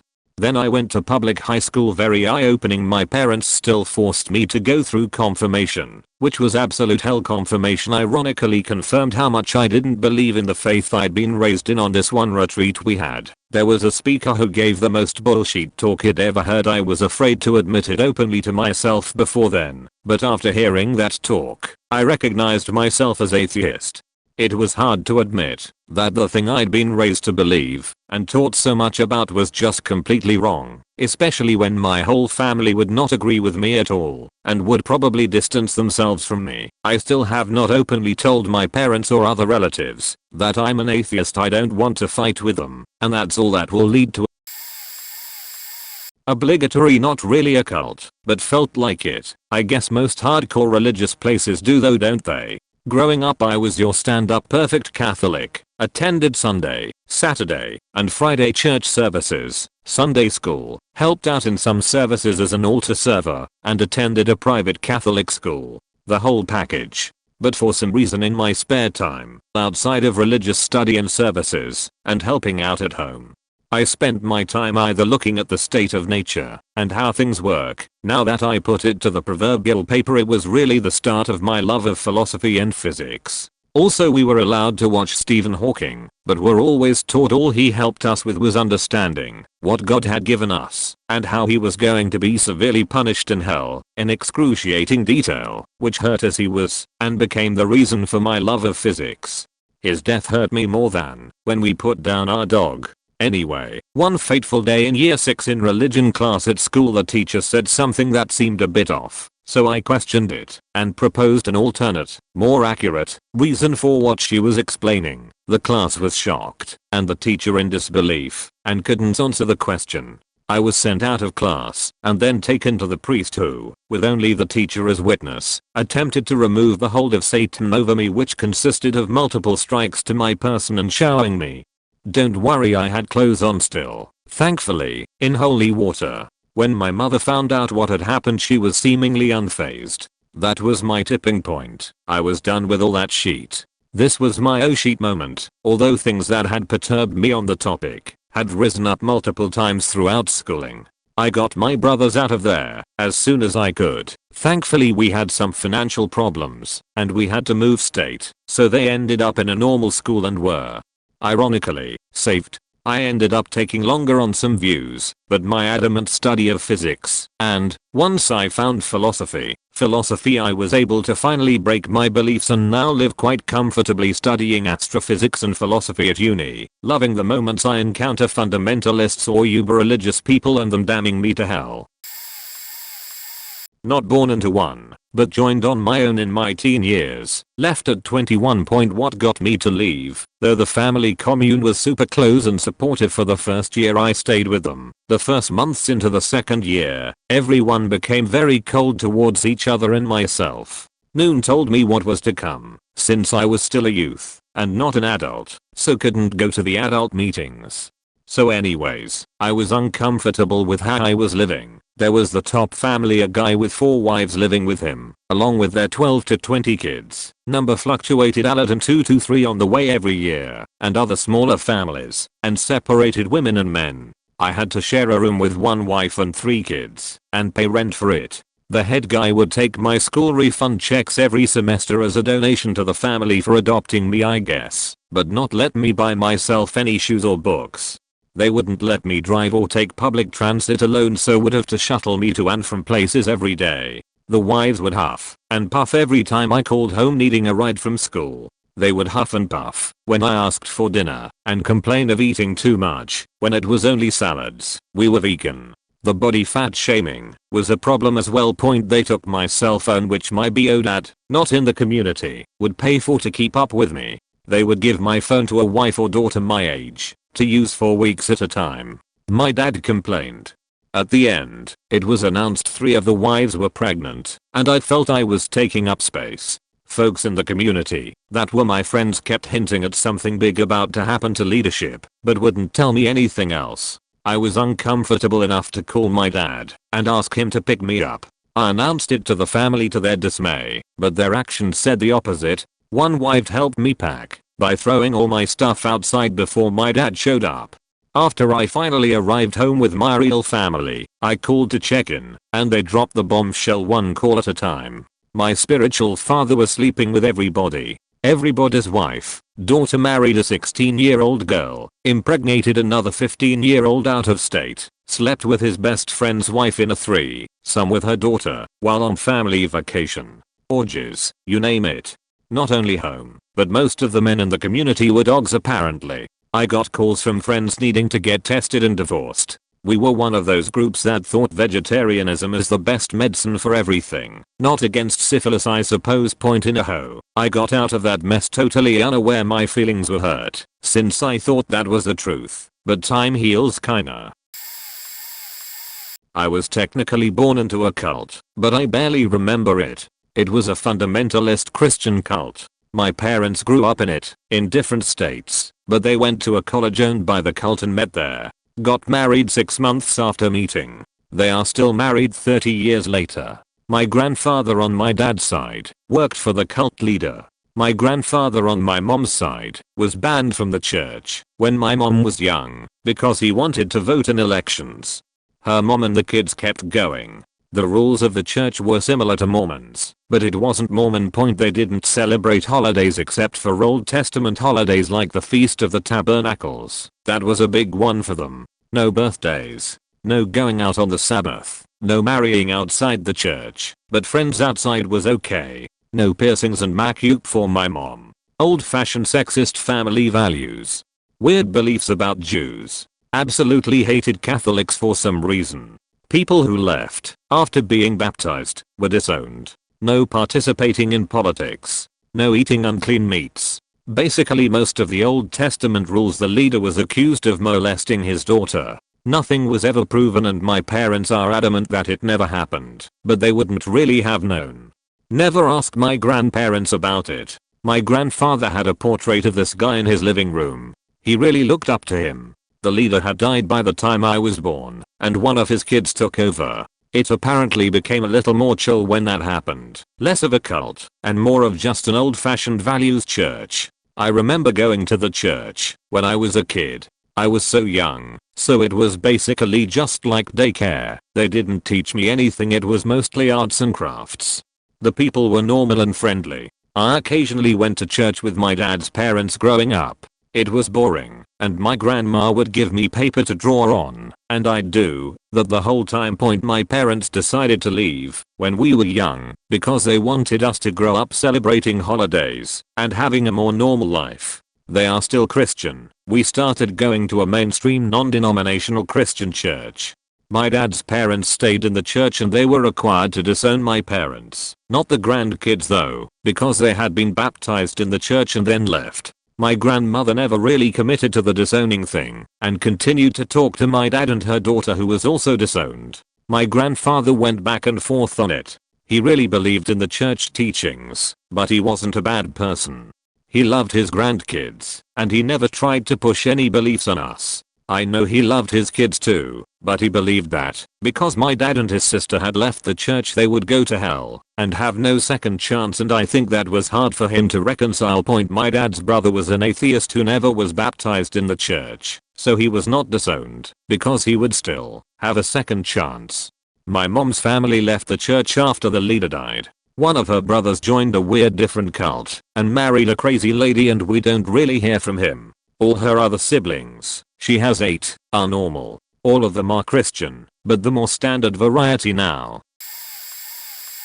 A good friend told me this story about how his mom escaped a cult in the 70s. He told me that his mom was dragged along with his uncle by their mother into a cult he described as pagan Satanism. His grandfather died previously, and her new boyfriend talked them into moving. He described it as the typical 70s dark goat sacrifice cult. It was based in Texas and the leader was from Mexico illegally.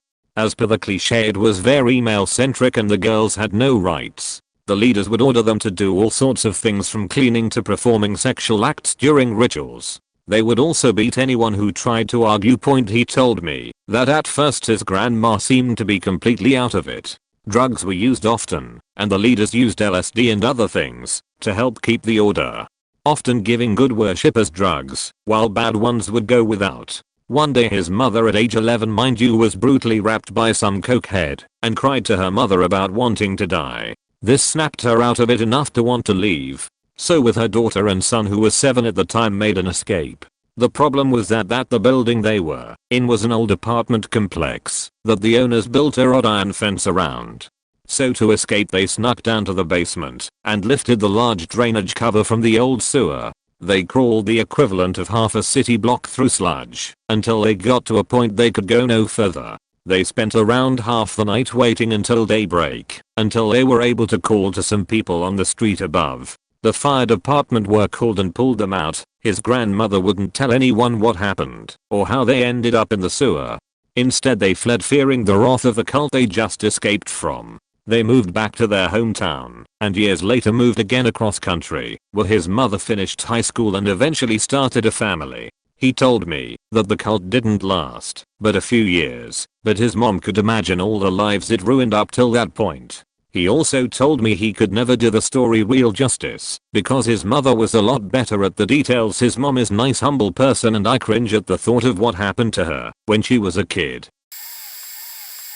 There was this guy my mom and stepdad would listen to every day on shortwave radio called RG Stair. I was like 7 when they took me and my siblings out of school to homeschool us because of satanic influence of the teachers in public school. I put homeschool in quotes because there was no education at all, no reading, writing, no math, just Bible study, fire, and brimstone. This guy they listened to would say things like, "We are in the last days, the world is about to end." If it didn't end, he would curse God to his face. He had a strange way of talking that my parents loved. They loved that he spoke the hard truth. I just thought he was rude. He had a massive tent meeting in Walterboro, South Carolina, and my family drove down with some of their fellow worshippers and camped up for a week. When I saw the prophet, my 9-year-old self couldn't help but to think, all of these people are here to see this shrimpy old man sit in a rocking chair on a stage and talk shit. He was pathetic, screaming about the sins of women, how deceitful we all were, and how the men needed to keep a close eye and a firm grip to keep us pregnant, or when the Russians and Chinese invade us, they'll take us for their wives, but if we are fat with child, well. I snapped into reality when one man, in the front row, leaned over and whispered something to his wife while the preacher was on one of his hour-long rants. The old man hopped up off of his rocking chair, snatched off his belt, and started beating a grown-ass man for insolence and disrespect while the prophet spoke. The guy being beaten put his hands up in the air like he was receiving a blessing. I thought to myself, oh nope, this ain't right. There was also a trailer that select young women were staged for selection, basically for the parents of young men to go in and pick out a wife for their sons. The parents of the girls didn't get a say after they consented to the process and could vouch for the girls' ability to bear children. They'd started their periods and serve their husbands, cook and clean, I guess.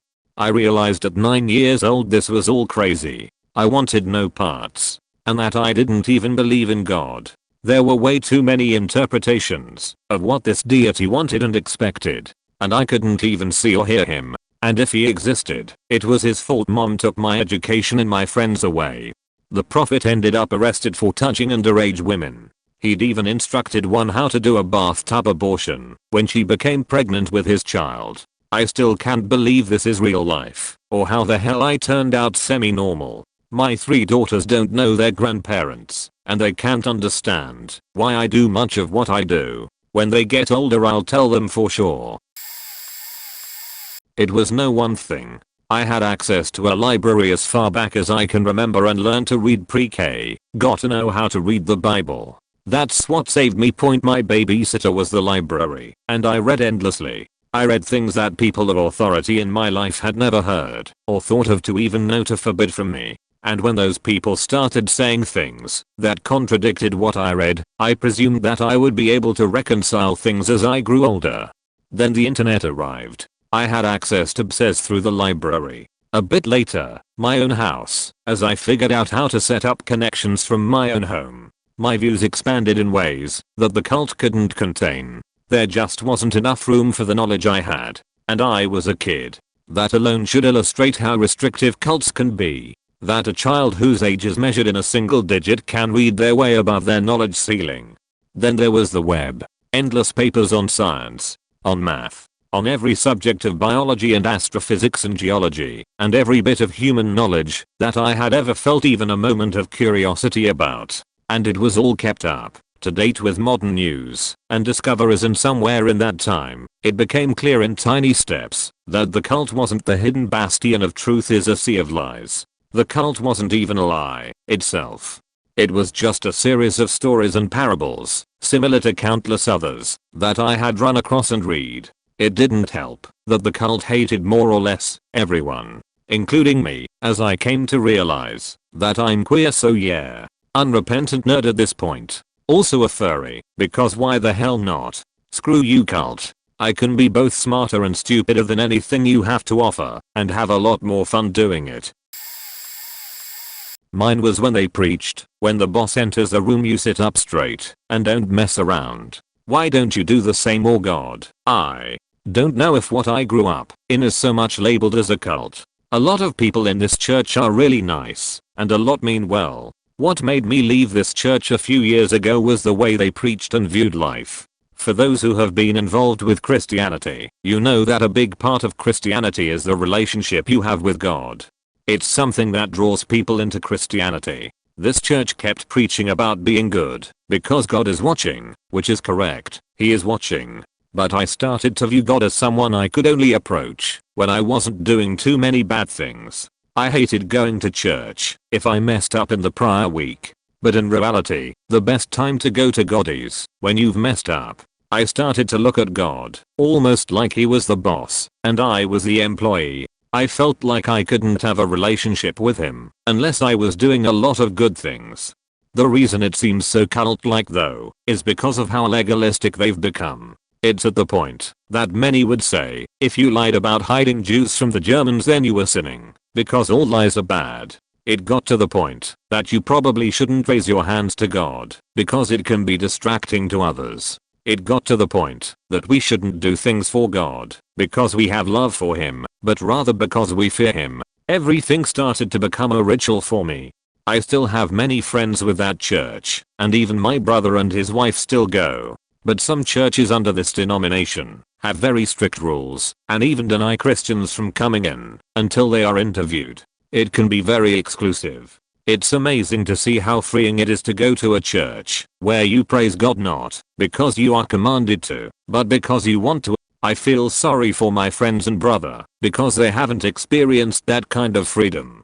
Yes, it's not the crazy cult-like experiences others have where they are told to drink the juice or something, but it's a very destructive church. It's a church that separates themselves from the rest of the churches. It takes a really amazing story about Jesus and turns it from a relationship to a job. It really reminds me of the Pharisees in the Bible and their strict ways.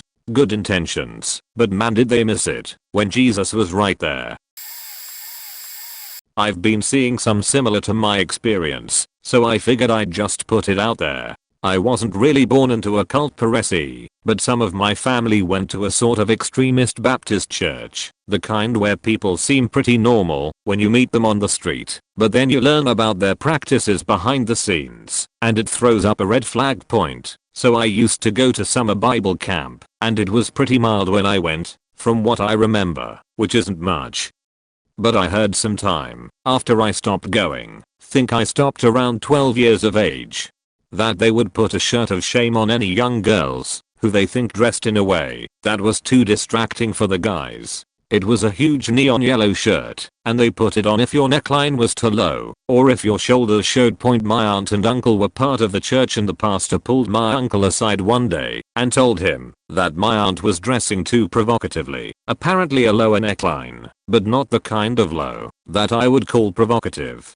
The pastor straight up told him to not let her wear things like that around others, and if she disobeyed he not so subtly hinted that he should beat her. They apparently had a fight after that, and eventually my aunt convinced my uncle to leave the church with her. The aunt and uncle in the previous paragraph had 3 kids, so my cousins, their eldest, a girl, had sex outside of marriage, at college, and got pregnant by accident. She wanted to get married before she had the child, so that they could grow up with married parents, but the church would not allow her to get married there unless she apologized for her sins in front of the entire congregation. She did it because a lot of the family went to the church, but I think that was an awful thing to make her do. Accidents happen all the time, and she wanted to make it right by getting married to the father and carrying the child to term, but they first had to ridicule her. Lastly, there was the case of my grandmother/grandfather. My grandparents actually lived close to the church, think it was like 1 to 2 mile away tops, and so they went to most, if not all, the events there. Well, my grandmother at some point got terminal cancer, and she was always on blood pressure medication. She had a metal valve for a long time, so she was in a great deal of pain, both due to the cancer and some huge blood clots forming.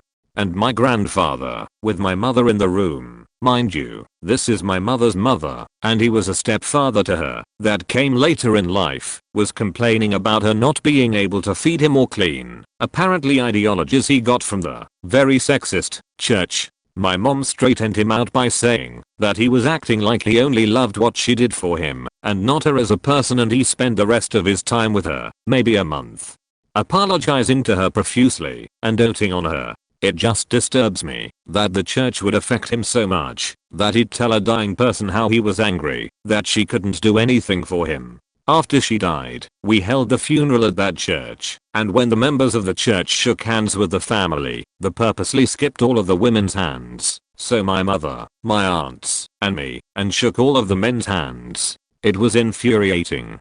I fortunately was only sent to that church when I was young, and my parents let me form my own beliefs. Think my O-sheet was when they made my cousin apologize. I was probably 10 years old, and I didn't understand why she couldn't just get married somewhere else. Now, I'm happily agnostic and avoid Baptist churches, if at all possible. Sorry it got so long, but it was nice to vent.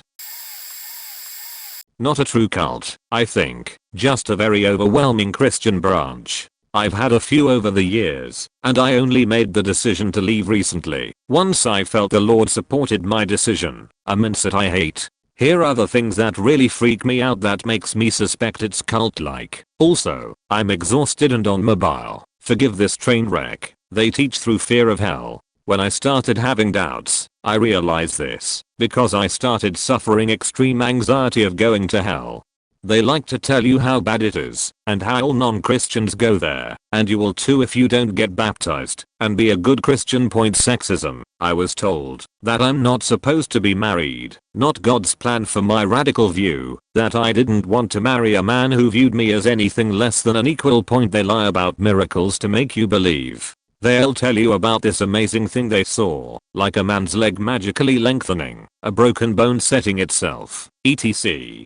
But when you ask for videos/pictures, since nothing usually goes undocumented in our mission trips, they'll swear up and down that the pictures and videos corrupted because God only wanted specific people to view it for some reason.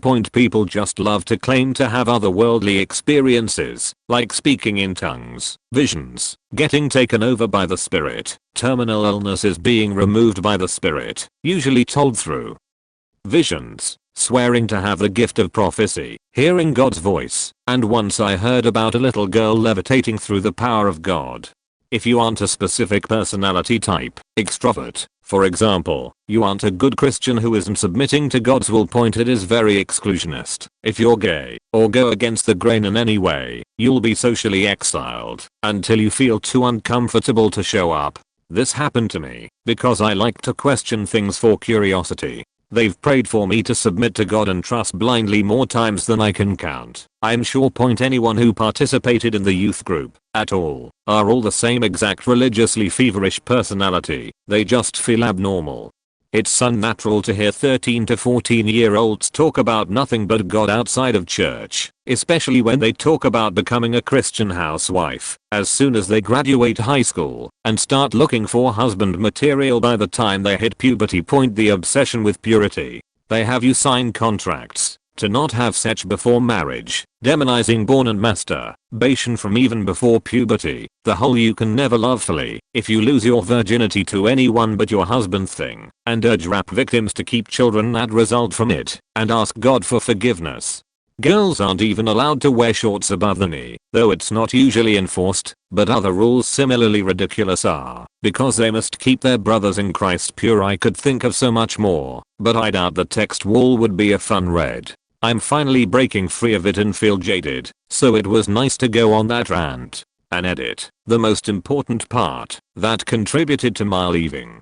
All the worship they do, ever, makes me want to crawl out of my own skin, and I have to resist the urge to tear at my arms and face due to the extreme anxiousness it causes me. Nothing ever makes me that bad, not even the most average anxiety causing situations, and I don't have a history of self-harm. I have never felt the urge to hurt myself or sprint away as fast as I possibly can until I'm worshipping the Lord with them, which I think is the biggest red flag of all red flags.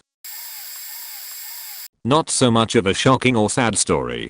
I won't give out many details because this church still exists to this day. No, it's not WBC. It started about 25 years ago. My grandparents teamed up with their siblings and a few close friends to start their own independent church. The entire congregation and member list were literally blood relatives or lifelong close friends and their families. It was a huge success. My mother was one of the core teachers in the church and she mostly taught the teenage sect. We left before I got old enough to attend her classes. I remember this really strong sense of family, like scarily strong. I remember all of the exorcisms to cure things like being gay or having depression or anger issues. We'd have like these weird exorcism parties. As a kid it was heavily drilled into me that literally everything was a sin. I'm a gay man, so it was terrifying. The main preacher, my great uncle, would do sermons heavily based on his interpretation of the Bible, which included women not being able to make their own decisions, gays deserving of being lynched in the streets, America being God's gift to white people, how everyone not in our church was likely going to rot in hell. They'd make us children perform in these really sadistic plays where us kids ages 11 to 14 would play people who got abortions or were gay or other sinners. And we'd die and everyone would cheer as Satan came out and dragged us into hell while we screamed. I remember that actually being fun at the time, even if it scared me and scarred me for life and still makes me ashamed of my sexuality. The biggest thing that happened was my mom was cornered and came on to by one of the male leaders. When she rejected him he used force and she had to fight him off of her. She went to the leaders and they took his side and told her she needs to know when it's her place to speak up. She quickly left and took me and my sister with her. We attended a normal Baptist church after that. A few years later my grandparents left, but my grandpa got sucked back in when my grandma died, and my sister got sucked back in too. Here's a story from someone who grew up not forced into religion. Probably too late now to be seen, but here we go, and wow am I glad my parents never even tried to push religion on me after reading these stories. When I was growing up I literally thought the Bible was another storybook bedtime book, though I didn't understand what the fuss was about, that they needed to go to a type of fan club book meeting every weekend. I found church dead boring, and did everything I could to not go. My parents aren't extremely religious, but they do believe. When I got older I realized that it's a bit bigger than just a fan club. I ended up asking my mom what religion I belonged to. She just said something about being a Methodist. I loved the sound of that word when I was little and thought of it as a title type thing. So my oh shit moment was when I realized that people actually believe what the Bible said. I was shook. It was the silliest thing I had heard. I was the kind of kid that never really believed in Santa or Tooth Fairy or anything. I always knew my parents adopted those roles and I assumed everyone else did. I kinda think I was that dickhead kid that accidentally told others what they believe is a lie. Never meant to be a sheethead, but I didn't understand why others didn't see Jesus, God, the Tooth Fairy, Hobgoblins and dragons, Santa as one and the same. Just fun and cool bedtime stories. Apparently I even picked Jesus as a superhero in an imaginary game of villains and heroes or something. Jesus/God was OP, he could do anything. They were one and the same to me back then. I'm not saying I knew everything, and I that was so smart I didn't fall for the tricks. I'm pretty dumb. But the way I was raised, I was able to think critically. The more I learnt about religion the more I began to actually hate it. I was so angry that so many people and so much money was spent on religions and churches and silly stories instead of space stuff and hospitals. I still hate religion, all of them, with a passion, because I think it's so archaic and does way more harm than good and delays our progress as a species like a ball and chain. I don't have any problems with any specific religions and or people. You can believe what you want, just don't shove it down my throat.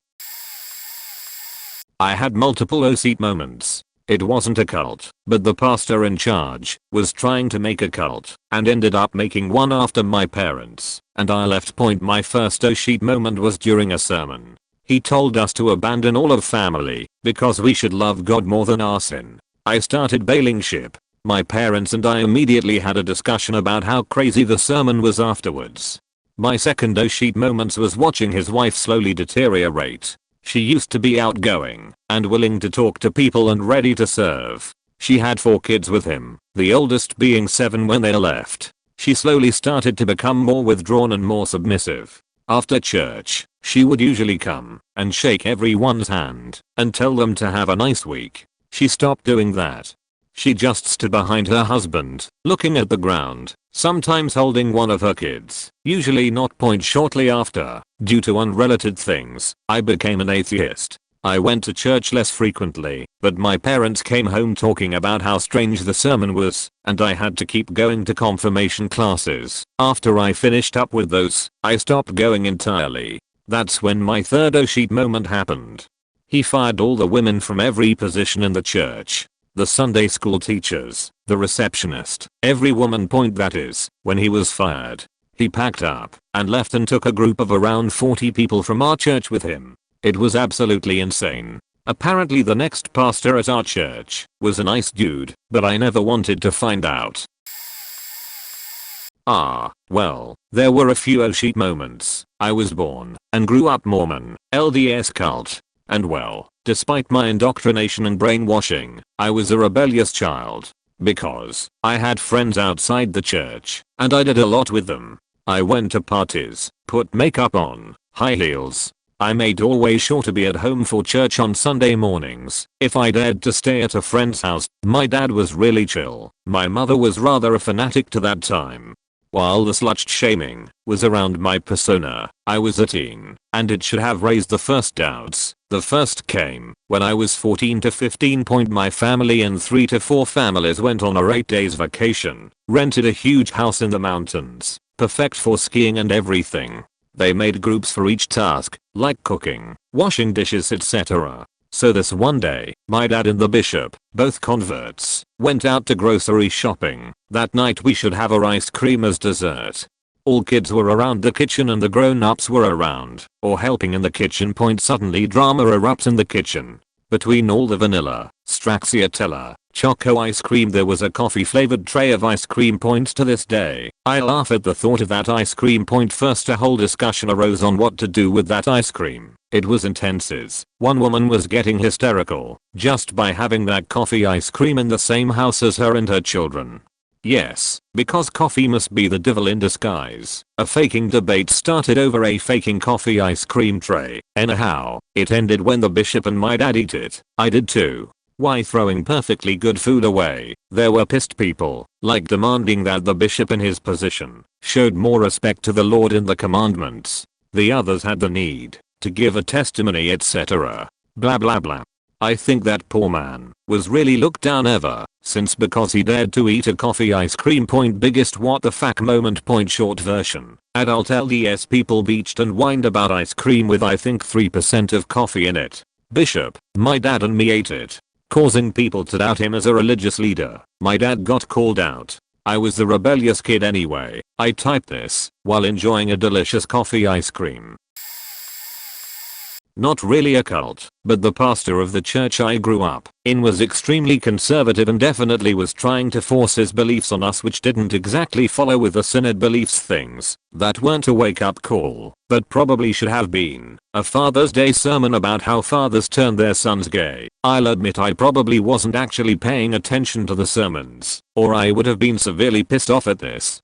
A sermon after a baptism about how the child that was baptized should be considered dead, since he was now born again in Christ. I did find this extremely uncomfortable, but I feel like at that point, I was just kind of along for the ride. We didn't have confirmation, we had confirmation. Every document we were given saying that we were confirmed, the I was changed to an O, and it said we were conformed. Confirmation classes were basically sex ed classes that taught us that if we had sex out of wedlock we were committing sin, etc. The pastor refusing to baptize a child born out of wedlock. Right around the time the father of the child was going through confirmation classes, the pastor pretty much shunning his son / becoming extremely mad at his son when he decided to marry a Catholic girl, and I'm pretty sure got her pregnant out of wedlock. What was the awakening moment? He decided that for length the 1 year, he was going to preach about all sorts of sin / horrors in the Bible. One of them was about how being gay is a choice and gay people should die for their sins and will go to hell. I think this was my awakening moment, because it was not long after my best friend came out to me as gay. I couldn't fathom that the girl who I felt extremely close to and was always extremely nice would be going to hell. My cousin fell into that thinking for a while and kind of hounded me for thinking that being gay was okay. That was until one of his friends and coworkers came out as gay. I never officially left the church when that pastor was there, but a lot of other people did.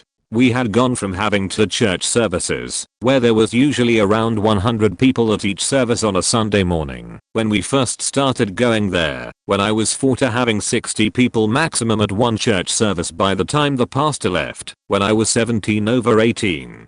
When he left, I volunteered for the call committee, the group of people who helps to appoint a new pastor to the church. I was happy to find a pastor who was much more liberal in his beliefs. I later ended up leaving that church anyway, because the pastor's wife got into an argument with my mom and basically shunned her out of the church. My opinion was that if they weren't going to welcome my mom, that was somewhere I didn't need to be.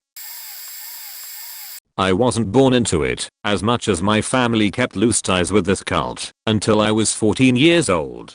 Around that time, my sister got curious and decided to join. Eventually I was pressured to join too. At first it seemed like a pleasant little place, where the old people were nice, the young people were boring, and there was the occasional threat of an imminent apocalypse that people seemed to really enjoy. Then I was asked to join the summer camp.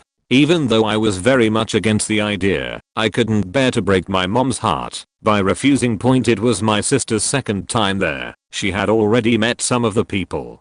I was left completely alone, which is possibly one of the worst things that could happen to an awkward, anxious teenage boy. I was pretty much the church's favorite dish. Here are some of the oh shit, these people are crazy moments I experienced. Preaching me on how the artist I was listening to had made a deal with the devil and I should listen to the Christian version of it. 5 minutes after I arrived. Going to the beach on a cloudy day, start praying loudly in the middle of the beach until the sun began to shine through, and celebrate as if they were responsible for that. Pastors and other officials exploiting the usual teenagers' insecurities for faith. Fully brainwashing kids as young as 5 to commit to themselves.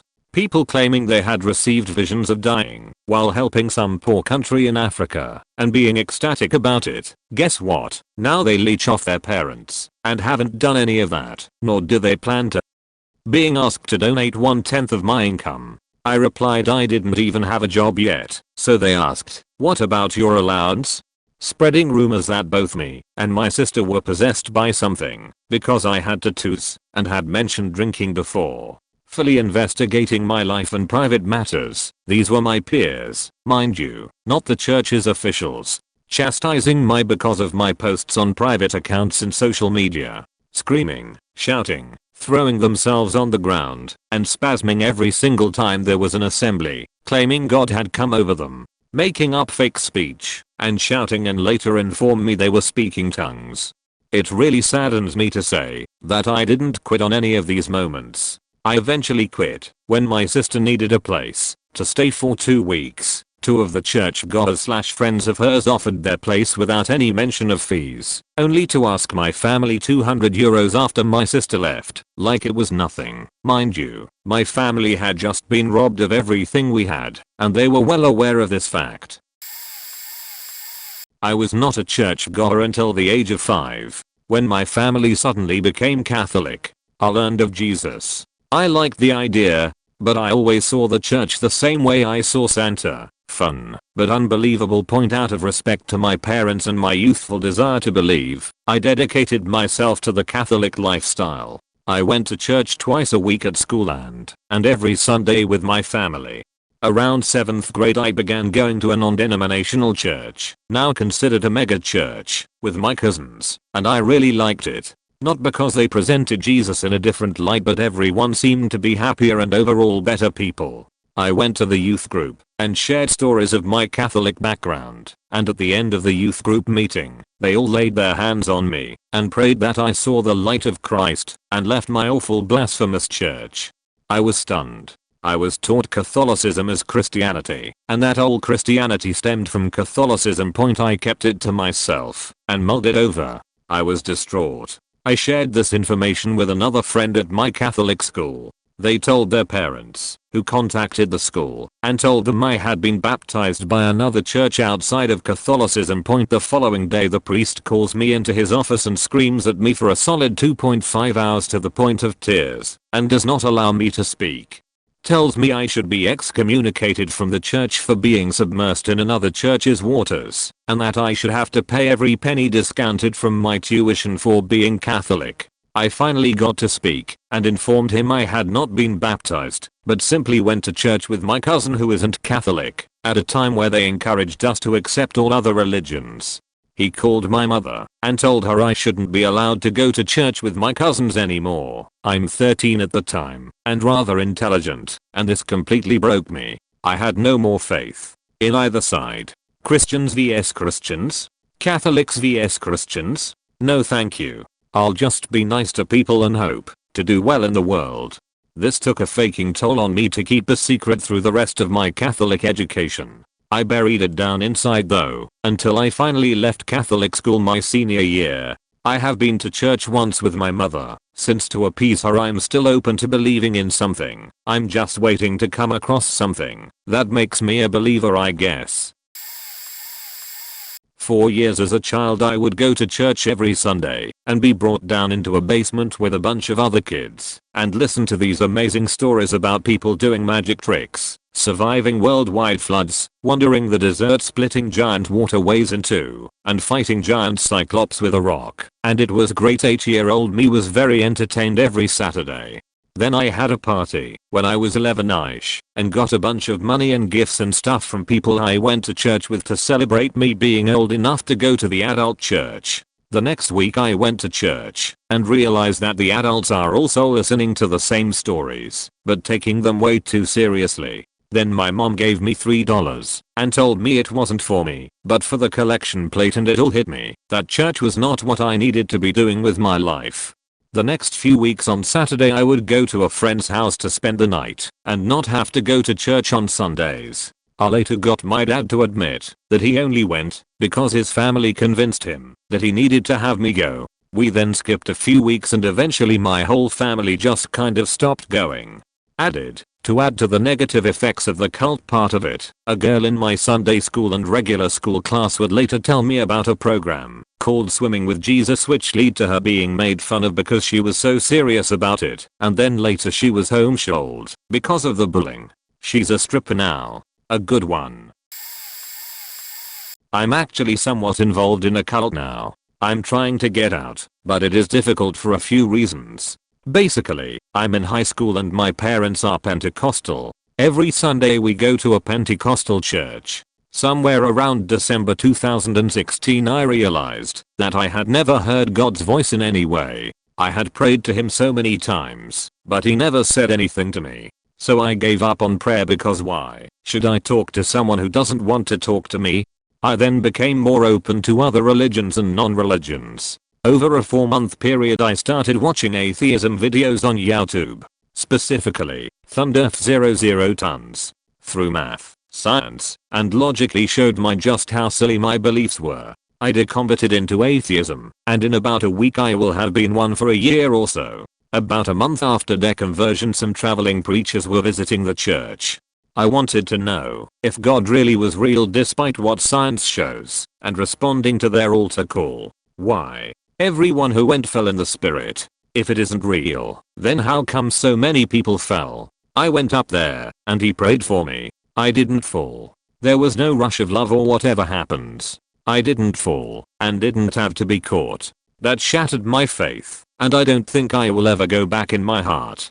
Why can't I get out? Because of my parents mostly. I haven't told them I'm an atheist. It would break their hearts and make them feel like they are failures as parents, which is not something I want to do. I've asked my dad if I can stay home from church, and he has always said no, except for when there is a good reason like sickness, because that's what our family does. I wouldn't classify it as a cult, but close enough. I was raised Pentecostal. The pastor, when I was a teenager, was a woman. She had a serious authority complex. My cousin and I were little hellions. I wore a Metallica t-shirt to youth group once. The next 4 youth group meetings, we had to watch a 4-part VHS series on the evils of rock and roll. It was like a B-roll documentary from the 1980s where people played records backwards and made it sound like it was saying Hail Satan.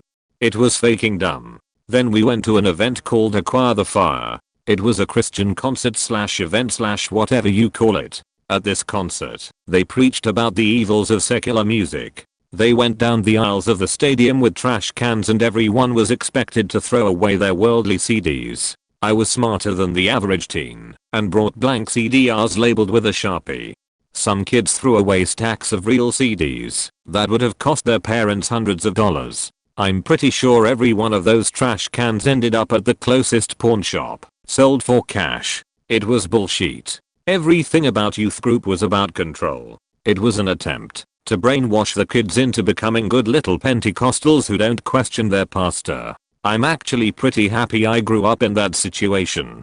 It taught me many valuable lessons, like how to manipulate people. I made it my life mission to see that Beach voted out of her position as pastor. I held little meetings with the other kids and planted little seeds in their minds. I got about half of them on my side and the other half were the goody two-shoes types who were too cowardly to question authority. I got all my minions to start complaining to their parents about the way she treated everyone. Not lies, just making small honest complaints. Eventually, the moms started mentioning to each other that their kids weren't happy with how she was treating everyone in youth group.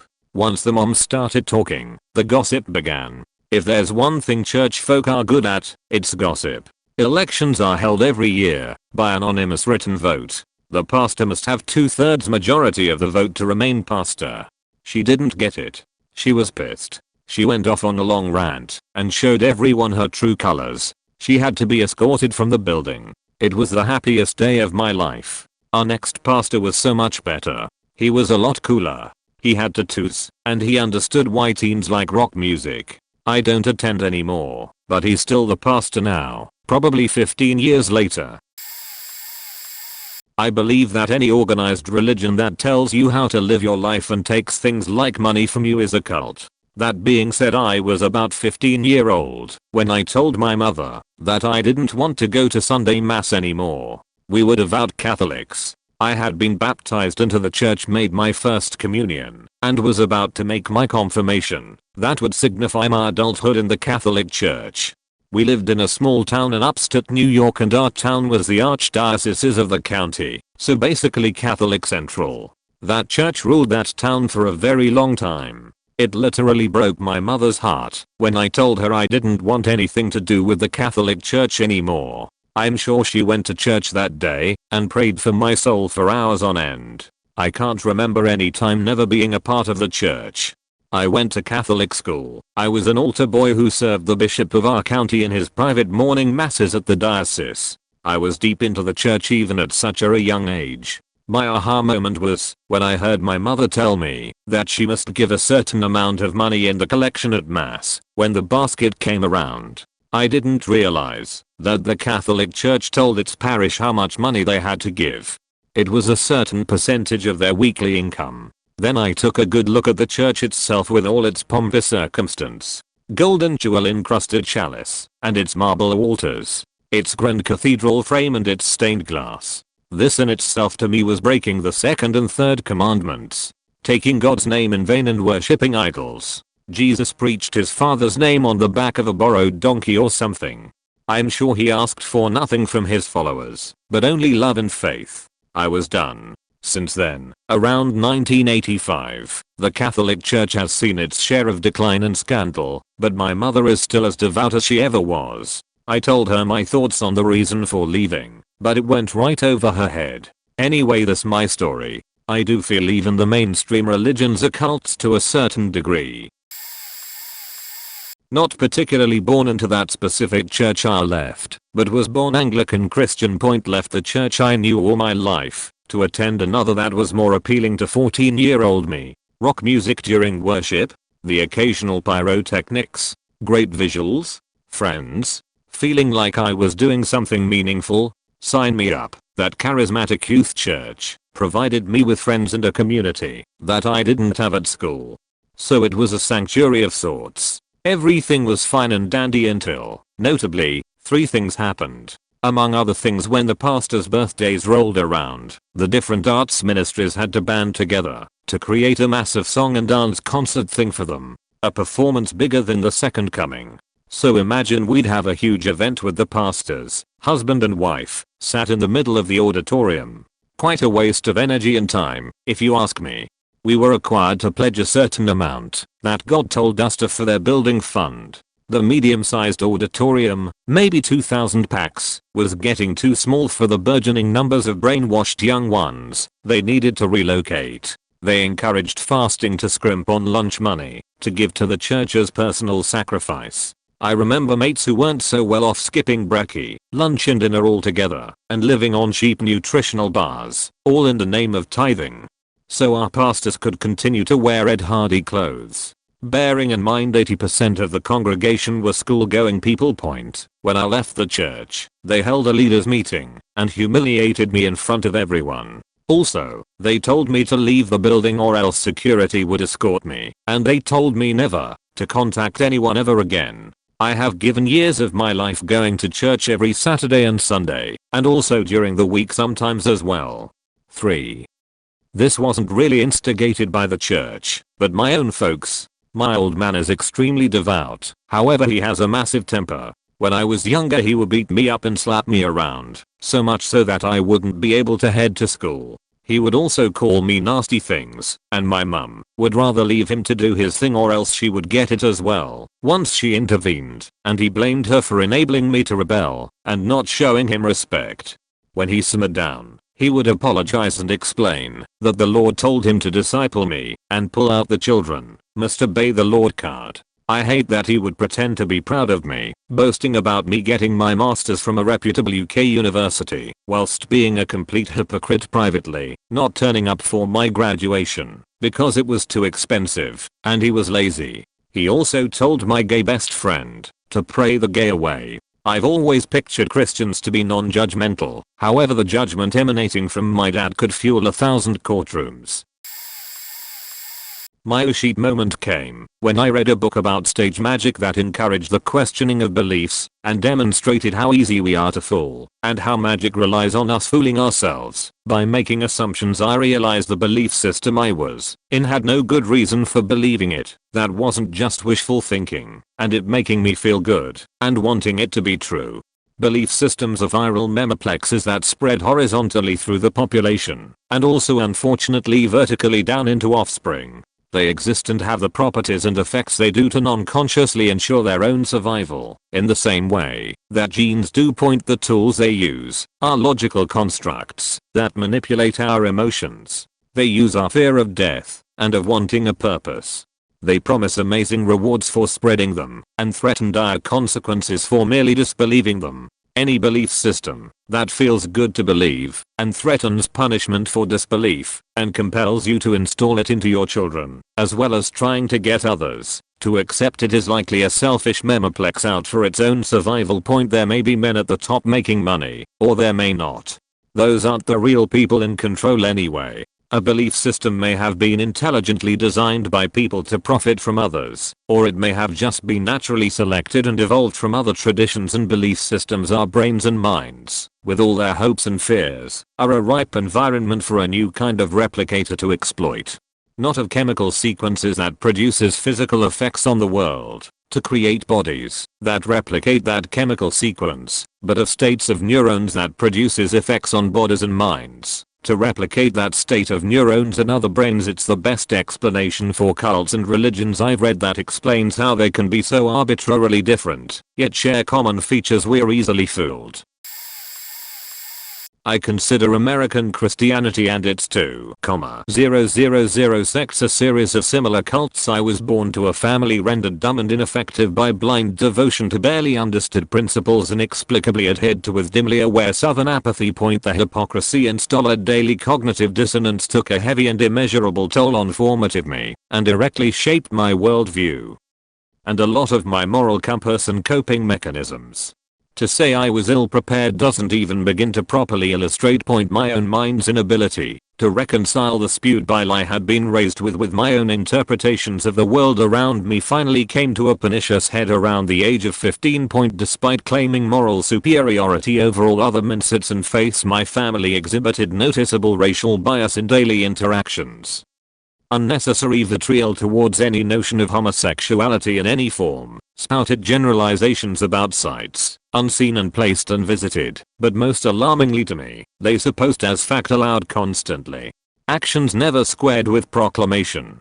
So during the summer of my 15th year I failed to keep up my pleasant facade. I notified my family I would no longer be attending their services or taking part in their rituals. I was surprised by how easily my mother seemed to accept my departure. Both of my parents punished me by verbal lecture for days. But it had become clear to me at long last that they had no actual power, so I moved out.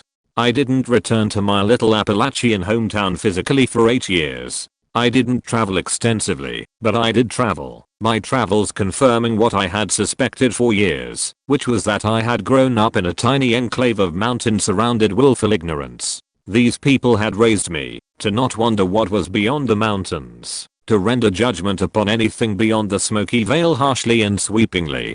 And most importantly, I realized that my hometown was different, not the rest of the world. It's taken me years and years to understand how I was raised as having been what I now classify as weird cult shit.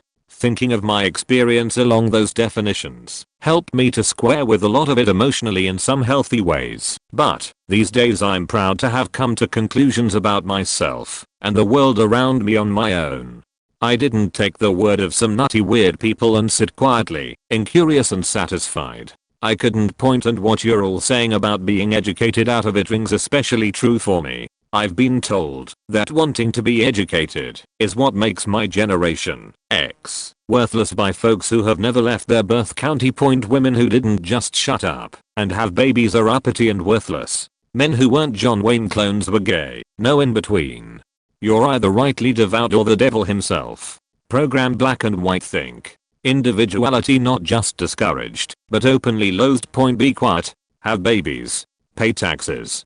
Generalize anyone who doesn't adhere. Preach one thing, live the complete opposite, and lambaste and vilify anyone who simply observes this fact aloud. It was like a cognitive dissonance pressure cooker for years.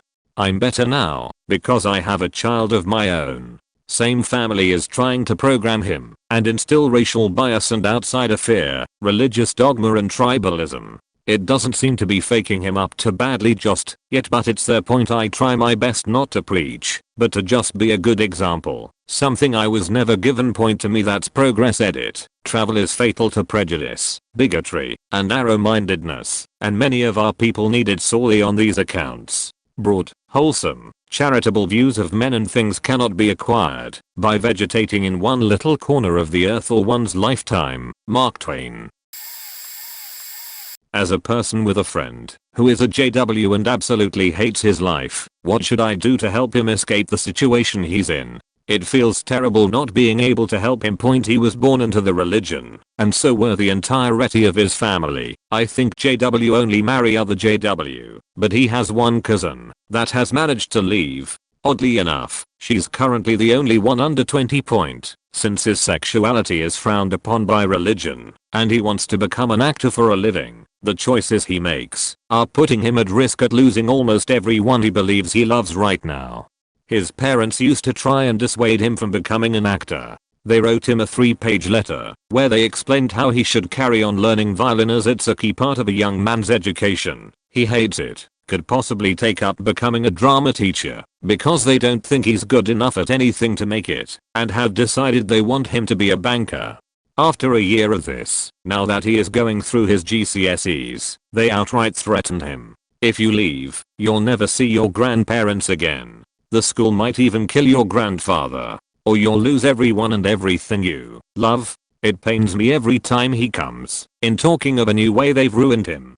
His grandparents are supportive of whatever choices he makes, but whatever choices he actually does make will result in him losing access to them, but access to the world. As a result of everything his parents have done, his mental health is like a blanket after a shootout. He self-harms regularly so that he can feel control of something, anything in his life. What do I do? How am I meant to help resolve this situation?